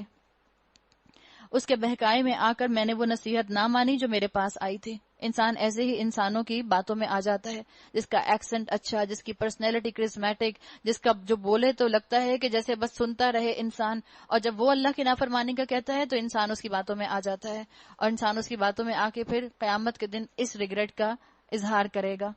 شیطان انسان کے حق میں بڑا ہی بے وفا نکلا ہے. اور رسول کہیں گے کہ اے میرے رب، میری قوم کے لوگوں نے اس قرآن کو نشانہ تضحیک بنا لیا تھا. ان قومی اتخذوا ھذا القرآن مہجورا، مہجورا ہجرت سے ہے، انہوں نے میرے قرآن سے ہجرت کر لی تھی. آج وہ انسان، آج وہ دوست، آج وہ پرسنالٹی جو آپ کو کہے کہ قرآن کو قرآن سے ہی سمجھو، قرآن کی ایکسپلینیشن کے لیے رسول کی بات کافی نہیں ہے، سمجھ لیں وہ آپ کا دوست نہیں ہے، وہ آپ کا دشمن ہے. آج ہمارے ارد گرد ایسی آوازیں بلند ہوتی ہیں. آپ صلی اللہ علیہ وسلم کی پروفیسی ہے، پیشن گوئی ہے. آپ نے فرمایا تھا کہ ایک وقت آئے گا جب مسند پر بیٹھا ہوا، ریکلائنر پر بیٹھا ہوا، کھاتے پیتے گھرانے کا انسان وہ تم سے کہے گا کہ یہ قرآن ہے، جو اس میں حلال کیا گیا ہے اس کو حلال کر لو اور اس کے علاوہ کسی چیز کو مت مانو۔ تو ایسے لوگ، ایسے انسانوں کی بات نہ سننا۔ منکر حدیث آپ کو اور مجھے نظر آتے ہیں اپنے ارد گرد۔ اللہ تعالیٰ مجھے اور آپ کو وہ حکمت دے کہ ہم ان سے بات کر کے، ان تک تبلیغ کر کے ان کے عقیدے کو درست کر سکیں، اور اللہ تعالیٰ اس میں مجھے اور آپ کو ہمت دے کہ ہم اپنا عقیدہ ڈسٹرب نہ کریں۔ اللہ نے تو کہا ہے، اللہ نے کہا کہ یہ لوگ جنہوں نے اللہ کے رسول صلی اللہ علیہ وسلم کو شفاعت کا ذریعہ سمجھا ہوا ہے، قیامت کے دن میرے اور آپ کے خلاف گواہی دیں گے۔ ہم سمجھتے ہیں صرف تعظیم کر لو، بہت تعظیم، بہت درود، لیکن جب عمل کی باری آتی ہے تو ہم پیچھے ہو جاتے ہیں۔ پھر قیامت کے دن یہی رسول آپ کی اور میرے اگینسٹ وکیل بن کر کھڑے ہو جائیں گے اور کہیں گے اللہ یہ میری قوم ہے، اس نے اس قرآن سے ہجرت کر لی تھی۔ ہجرت مینٹلی بھی ہوتی ہے، ہجرت فزیکلی بھی ہوتی ہے۔ قرآن سے پیٹھ موڑ لی تھی، قرآن سے رخ موڑ لیا تھا، قرآن کی طرف عمل کرنے کے لیے نہیں دیکھتے تھے، یہ قرآن کو پیچھے بیک برنر پر ڈال کر آ گئے تھے۔ شفاعت کے منتظر وہ لوگ جو کھڑے ہوں گے، سوچیں ان کا کیا حال ہوگا جب اللہ کے رسول صلی اللہ علیہ وسلم ان کی شکایتیں کرنا شروع کر دیں گے۔ اللہ انہوں نے قرآن پکڑا بھی تو برکت کے لیے، ثواب کے لیے، بھوت بھگانے کے لیے پکڑا۔ قرآن پکڑا بھی تو نیا گھر، اس کے اندر قرآن خوانی کرانے کے لیے قرآن پکڑا۔ قرآن پکڑا بھی تو دلہن کے سر پر رکھنے کے لیے، اور جس محفل میں شور مچتا ہے رخصتی کے وقت، قرآن لاؤ، قرآن لاؤ، قرآن لاؤ، اور قرآن کے سائے سے دلہا اور دلہن کو گزارا جاتا ہے۔ ایک نظر پیچھے کی گیدرنگ پر مڑ کر ڈال لیں، جس دلہا اور دلہن کے سر کے اوپر سے قرآن گزارا جا رہا ہوتا ہے، اسی محفل میں موجود ایک ایک انسان کو دیکھ لیں پیچھے مڑ کر۔ کیا وہ قرآن سے ہجرت کا معاملہ نظر نہیں آتا؟ ایک سے ایک بیٹی کو تیار کر کے ہم اپنی دلہن تو دلہن، ہم اپنی بچیوں کو بھی خوب تیار کر کر کے لے کر جاتے ہیں، اور دلہن کا کیا کہنا، فوٹوگرافر ہیں، اور ایک نہیں دو فوٹوگرافر ہیں، چار